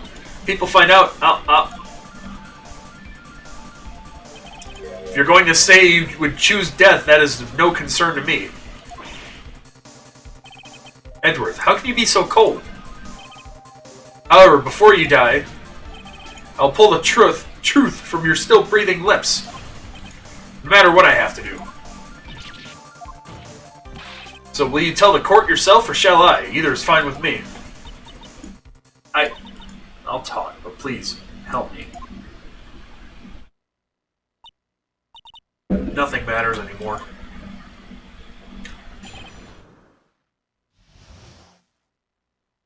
When I first saw him, I really thought he had fainted, honest. When I realized he was dead, that was when I formulated my plan. Once I made sure there was no one in the hallway, I made a dash back to Matt's room. And then I stabbed Juan's dead body with a knife and ripped off the button. Just when I finished and was returning in Matt's room, I had a bit of an inconvenience. And that's why I ended up using the Nickel Samurai costume. Stab the body with the knife? But why would you do that? Isn't it obvious? To pin the blame on a certain person. A certain cowardly man. What do you mean by all this? Might take this court a little while to understand, but this is the truth. The real killer is Matt, that scumbag of a man. I'll never forgive him. Oh, wow. He's trying to escape his guilt again, just like last time. Last time? So Miss Andrews stabbed the victim, Juan Carita, in the chest with the knife. However, she didn't do it with murder in mind. She did it with the intent of framing Matt on guard for the murder. And this is her crime. What? How is this possible? I mean, wasn't Miss Andrews supposed to be the real murderer? Mr. Wright, please get over your shock and commence the cross-examination.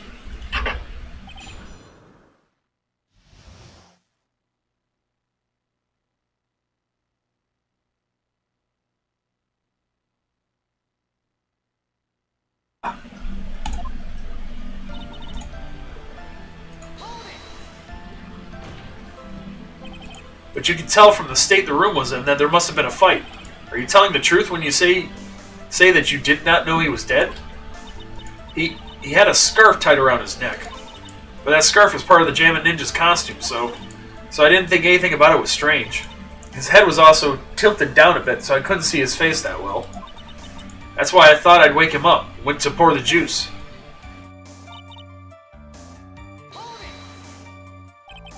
What's this plan you had? I knew right away the murderer was Matt. I knew because Juan, he was going to expose Matt's weakest weak point to the world. So Matt did this to stop Juan and silence him for good.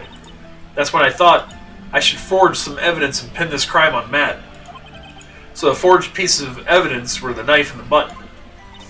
The first thing that came to mind was to plant the knife.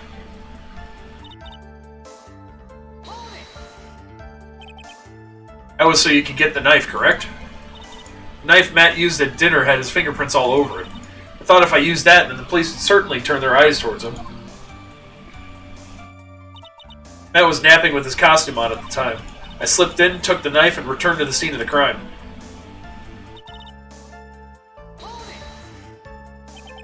So you were the one to stab the victim with that knife.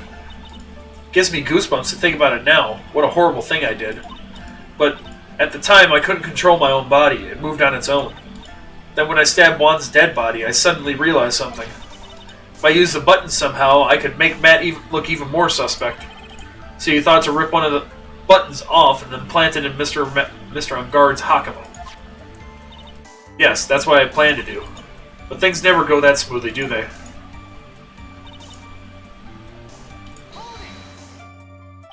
An inconvenience? There was a woman with a camera at the ready loitering in the hallway. I'm willing to bet my spikes it was Lada. There was also a woman with a ray gun at the ready pacing back and forth. That's Miss Old Bag for you. I'd already been caught and made into a big scoop for a certain weekly tabloid once, so I couldn't very well go out looking like myself and get caught again. That's why I ended up using the costume. You were the one who prepared that costume, weren't you? Yes, I took it from Global Studios. I also put it into Juan's guitar case the day before the award ceremony. You did this in preparation for the press conference, correct?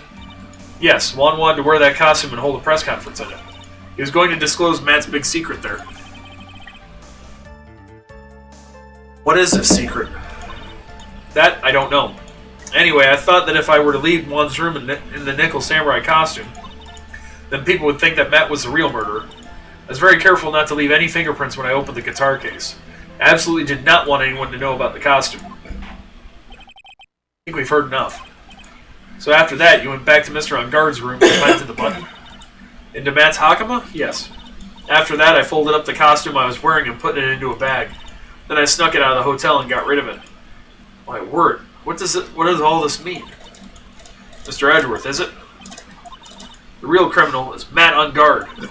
Yesterday, that woman prosecutor sat me down for a talk. Francisca, huh? She said that I should, under no circumstances, confess to what I had done. That if I just kept quiet, then Matt would be found guilty for sure. I had no choice but to believe in her words. What this witness has done is clearly unlawful. However, as long as her testimony stands, we can be certain she is not the real killer. Wait, Your Honor. The defense still... Right. It's pointless. At this point in time, it is not possible to indict Miss Andrews on anything. Yes, exactly. There isn't a single piece of evidence that points to her as the murderer. Cross-examination of this witness is over, and so is today's trial. Couldn't establish that the witness was the culprit. Please let it go, Mr. Wright. But, Mr. Edgeworth, please place Miss Andrews under arrest for further questioning. Understood, Your Honor. The prosecution will arrange for her detention immediately. That is all. Court is adjourned for today.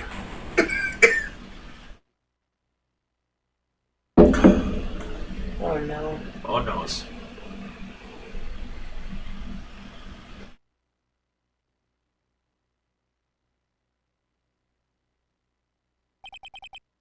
Today's trial is over.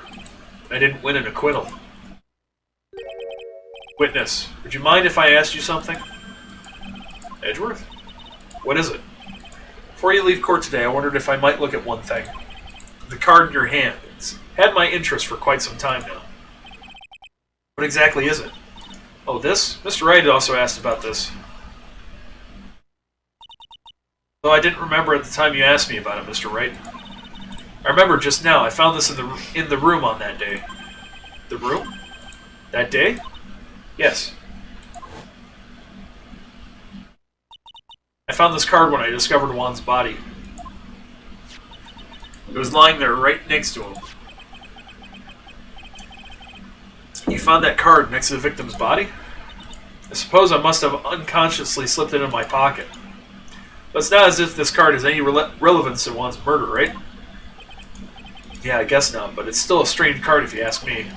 But as far as a clue to this case, I don't see why... Witness, that card! Give it to me, hurry!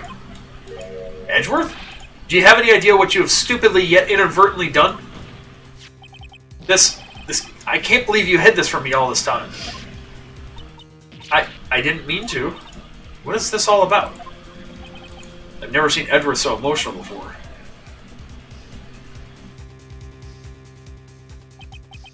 card. What in the world is it? What does it mean?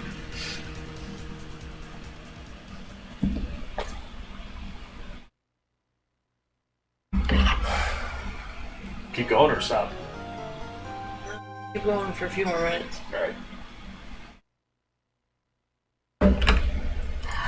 Excuse me.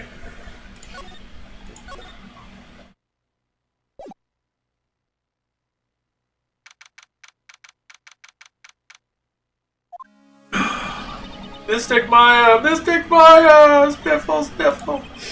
There, Pearls. I can't take it anymore. Wow! Look, it'll be alright. Everything may still work out. Huh? The condition was that we had to get a not guilty verdict. So far, the kidnapper has kept his word and hasn't hurt Maya. He won't because Mr. On Guard hasn't been given a guilty sentence yet. Sniffle, sniffle. Cheer up. We don't have time to stand around crying. We have to get going. You're right. Mystic Maya is in much more pain than I am. Yes, that's right. So, hey, you guys. Glad I caught you, pal. Gumshoe! Mr. Scruffy Detective. Oh boy, looks like Detective Gumshoe has been dubbed Mr. Scruffy Detective in Pearl's book now. Just plain old Mr. Dick Gumshoe now, and I came to talk to you, pal. We're kind of busy right now. So what are you going to do from now on? What do you mean, pal? Well, you've been fired, right? So do you have a new job lined up yet? Oh, that. What am I supposed to do now, pal? I don't have anything coming in at all until my next payday. What are you talking about? You don't have another payday. I guess that means I'm just going to have to work here at your place, pal. Say what? You'll be searching for things that will prove Mr. On Guard's innocence all day, right? Well, yeah. So yeah, I'm going to help you, pal. Got lots of experience in investigating and watching over people's places. And I'm great at making really simple meals, pal. I'll take care of it all. Come on, Mr. Nick, let's let Mr. Scruffy Detective take care of things. Okay. By the way, what's your best dish? Instant noodles, pal. Why am I surrounded by people who only eat cheap, unhealthy foods? That was the first time I've ever seen Mr. Edgeworth act like that. Never thought he'd say something like that. He didn't care if Miss Andrews killed herself. He said that? That's horrible. But because of him doing that, we got the truth finally. The truth. Miss Andrews' last testimony. I wonder if that was the truth.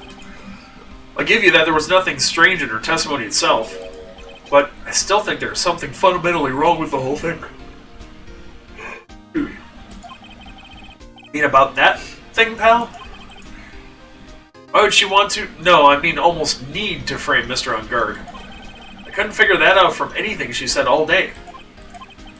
Then you're saying that testimony was a lie? Not a lie per se, it just feels like there's more here than meets the eye. Or that's what Edgeworth would like us to believe. That's such a dirty trick. Even that woman prosecutor was better than that. Franziska von Karma. Speaking of Miss von Karma, do you have any more information on her condition? Wasn't she shot this morning? Miss von Karma was shot today on the way to the trial by a pistol pal. She's going to be fine, right? I mean, Edgeworth said she was in stable condition, but... Well, she was shot in the shoulder, so she's okay and still hanging in there. They should be done taking the bullet out, so she's probably resting at the hospital. Which one? What? Are you going to visit her, pal? No, well, I was kind of thinking about it. Hey, you've actually got a heart, don't you? She looked like she was being tortured to death, not being able to go to the trial today. So maybe it'd be good for her if you wouldn't let her whip you for a bit, pal. Let's go let her whip us, Mr. Nick. Oh, jeez. No, I'm definitely not going. Let's see, the name of the hospital. Oh yeah, it's the Hottie Clinic. You remember that one, right? Mm-hmm. With the creepy pervert? Mm-hmm. Lovely. Fun.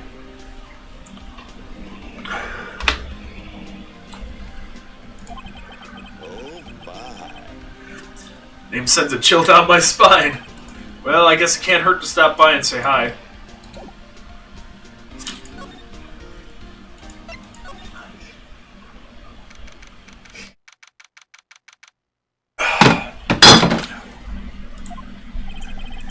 thought I'd ever come back to this place.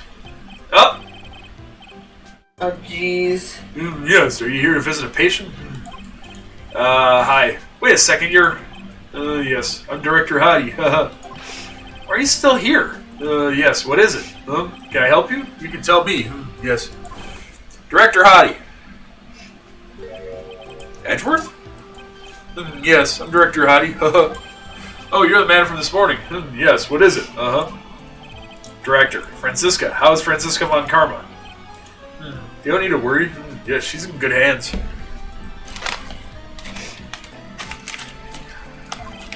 Because, you see, I'm personally taking good care of her. Yes.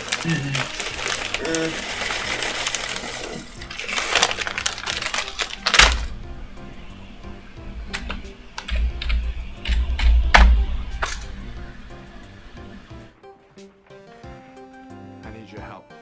I can't tell you what it is. You can never ask me about it later. I'm going to hurt some people. Which car are we going to take? Can't hear it. Oh. Do it again.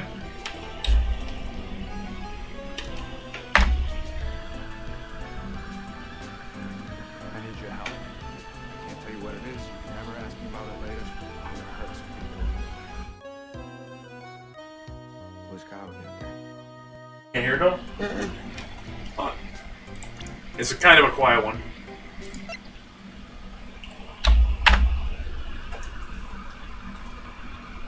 I need your help.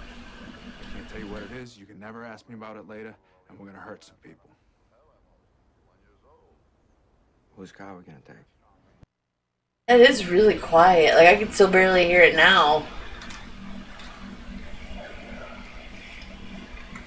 Put these on. I know it's a quiet one, but one more time. Now you can hear it clearly, can't you? I need your help. I can't tell you what it is. It's just those You can never those ask me sound. about it later, and we're gonna hurt some people. Which car are we gonna take?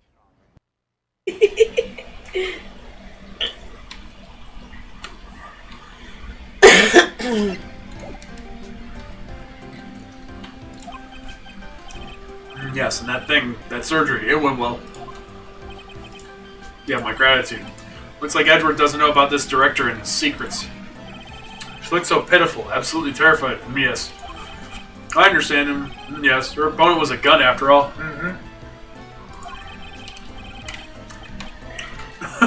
When she snuck up on a real secret, like she would scream real loud. Yes. I see. Ah, but she's really cute too.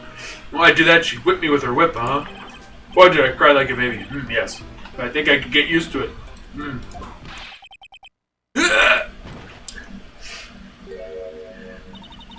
Go back to your room. You're so mean, huh? So mean, my frisky Friska. That's good too. Okay. Yes, time for my IV drops. Yes.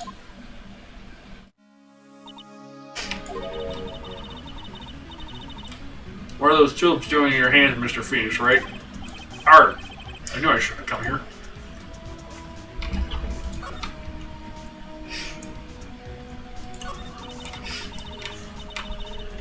I was shot in the front of the courthouse in my right shoulder. That's no big deal. This sort of thing happens all the time. I haven't had full intention of running the trial this morning. But that would have been too much for you.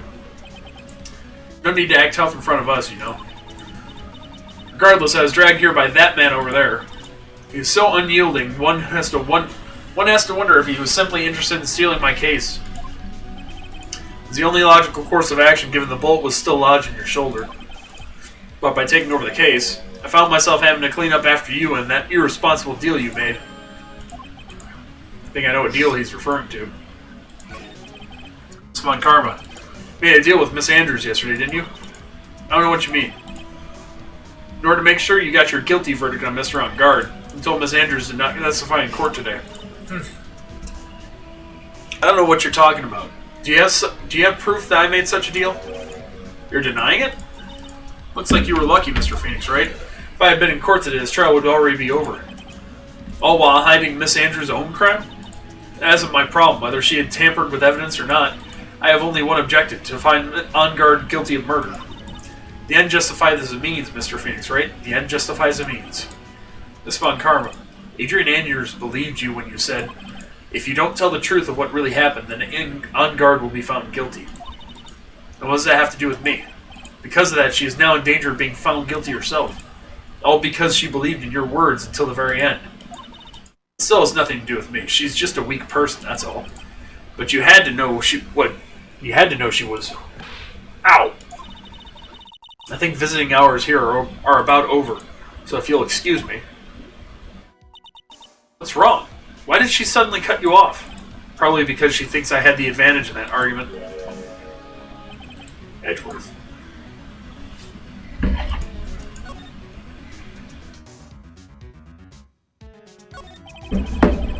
What happened today at the trial?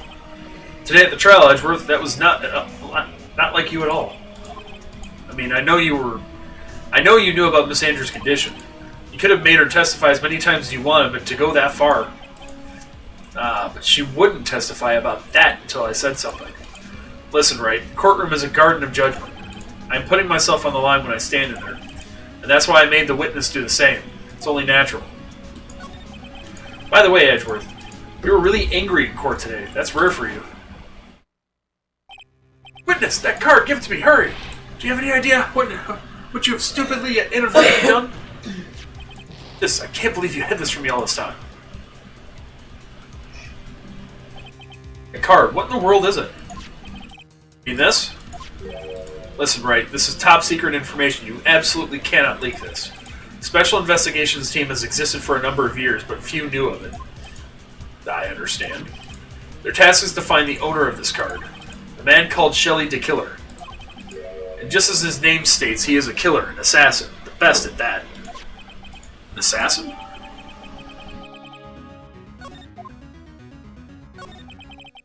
Who's this Shelley the Killer?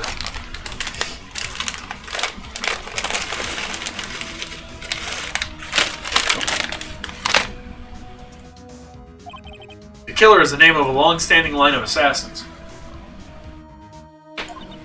Long-standing? Name first appeared about 100 years ago, I hear. Shelley is a professional name of the third heir to the Killer name. So because his professional name is Shelley, he leaves cards with a shell on them? He has a habit of making sure to leave a card by the body of his victims.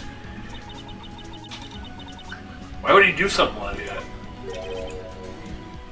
We think it is a part of his duty to his clients.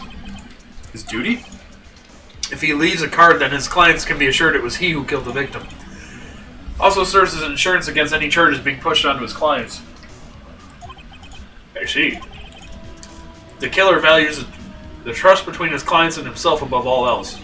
Seems that this is one honorable assassin with a moral conscience. I guess that even honorable assassins can exist. So you think this assassin, you think he's the one who did the killing in this case? It would appear that way. The discovery of the card basically confirms it, wouldn't you agree? Shelley the Killer, huh? I noticed something at the trial today. You were behaving in a strange manner. Is something the matter? Guess I should just tell him. Maya, she's been kidnapped. Kidnapped? What does the kidnapper want? An acquittal. I see, I had no idea. I will prepare a rescue team as soon as possible and resolve this by tomorrow. Really? Did you hear that, Mr. Nick? Mr. Edgeworth is going to... Stop trying to console me, Edgeworth. I don't need your pity. Mr. Nick? There's no way you can find her. We don't even have a single lead to go on. There's only one way to save her. I have to get an acquittal somehow. It's the only way. Right. Listen, you need to know something. Juan Carrito was killed by Shelley the Killer. And the client who ordered the job is Matt On Guard, your own client. Please stop. I can't listen to you. I can't believe that. I see. Well, if you want to continue your investigation, you will need this. What is it? The hotel right now is restricted to police personnel only, as we are looking for any clues that might lead us to Shelley the Killer. But if you take this with you to the hotel, I'm sure they will let you enter.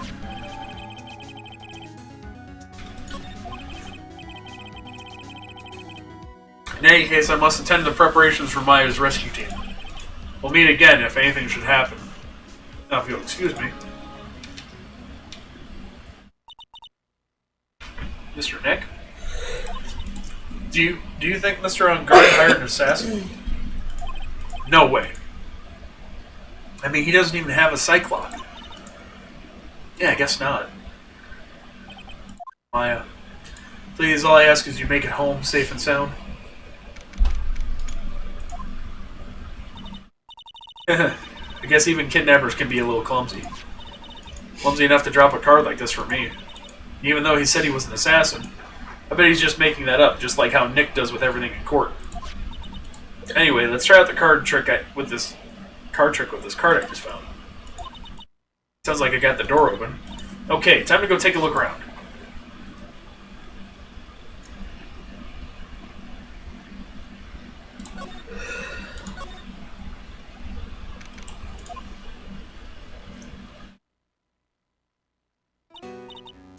What is this place?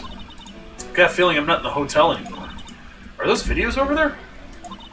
No, I'll worry about that later. For now, I should be looking for clues.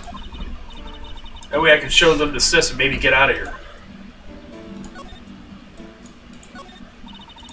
That's weird. What's a figurine doing on a sofa in a place like this? I think it's a bear. How cute. That's got a lot of cuts and slits on it. Wonder if it's some kind of puzzle or something.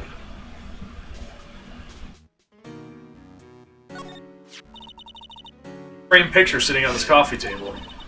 Picture of a woman. She's kind of pretty.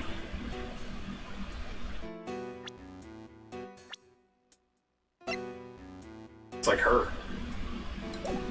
Who is that? Hey, that looks like there's something written here. Let's see. I think it says, "With love, Celeste." Celeste Impacts. Oh. I bet this could be a clue.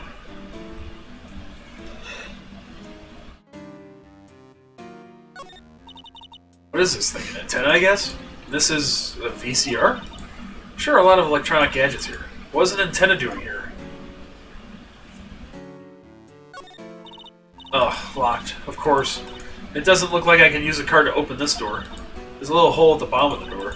If only I was a little skinnier, then maybe I'd be able to crawl through here. Oh, this simply will not do. I cannot have you wandering around at will. Yeah! Seems that your Mr. Right is truly concerned about you. He is? For now, I would suggest you remain cooperative. If you cannot, there are ways in which I can help you. Ways? You mean, dead men tell no tales is how the saying goes, correct? Dead? Almost certain I told you on our first meeting. I am an assassin. No way, you're lying. I mean, an assassin? People are not always who they appear to be. Nick!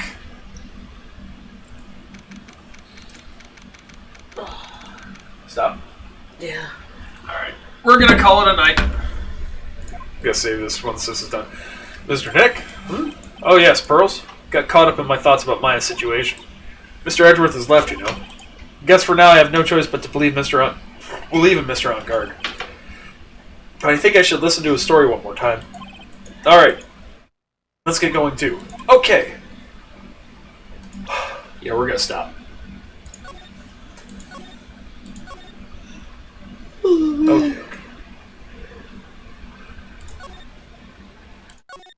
We are gonna call it a night. You all have a good night. Hope you enjoyed it.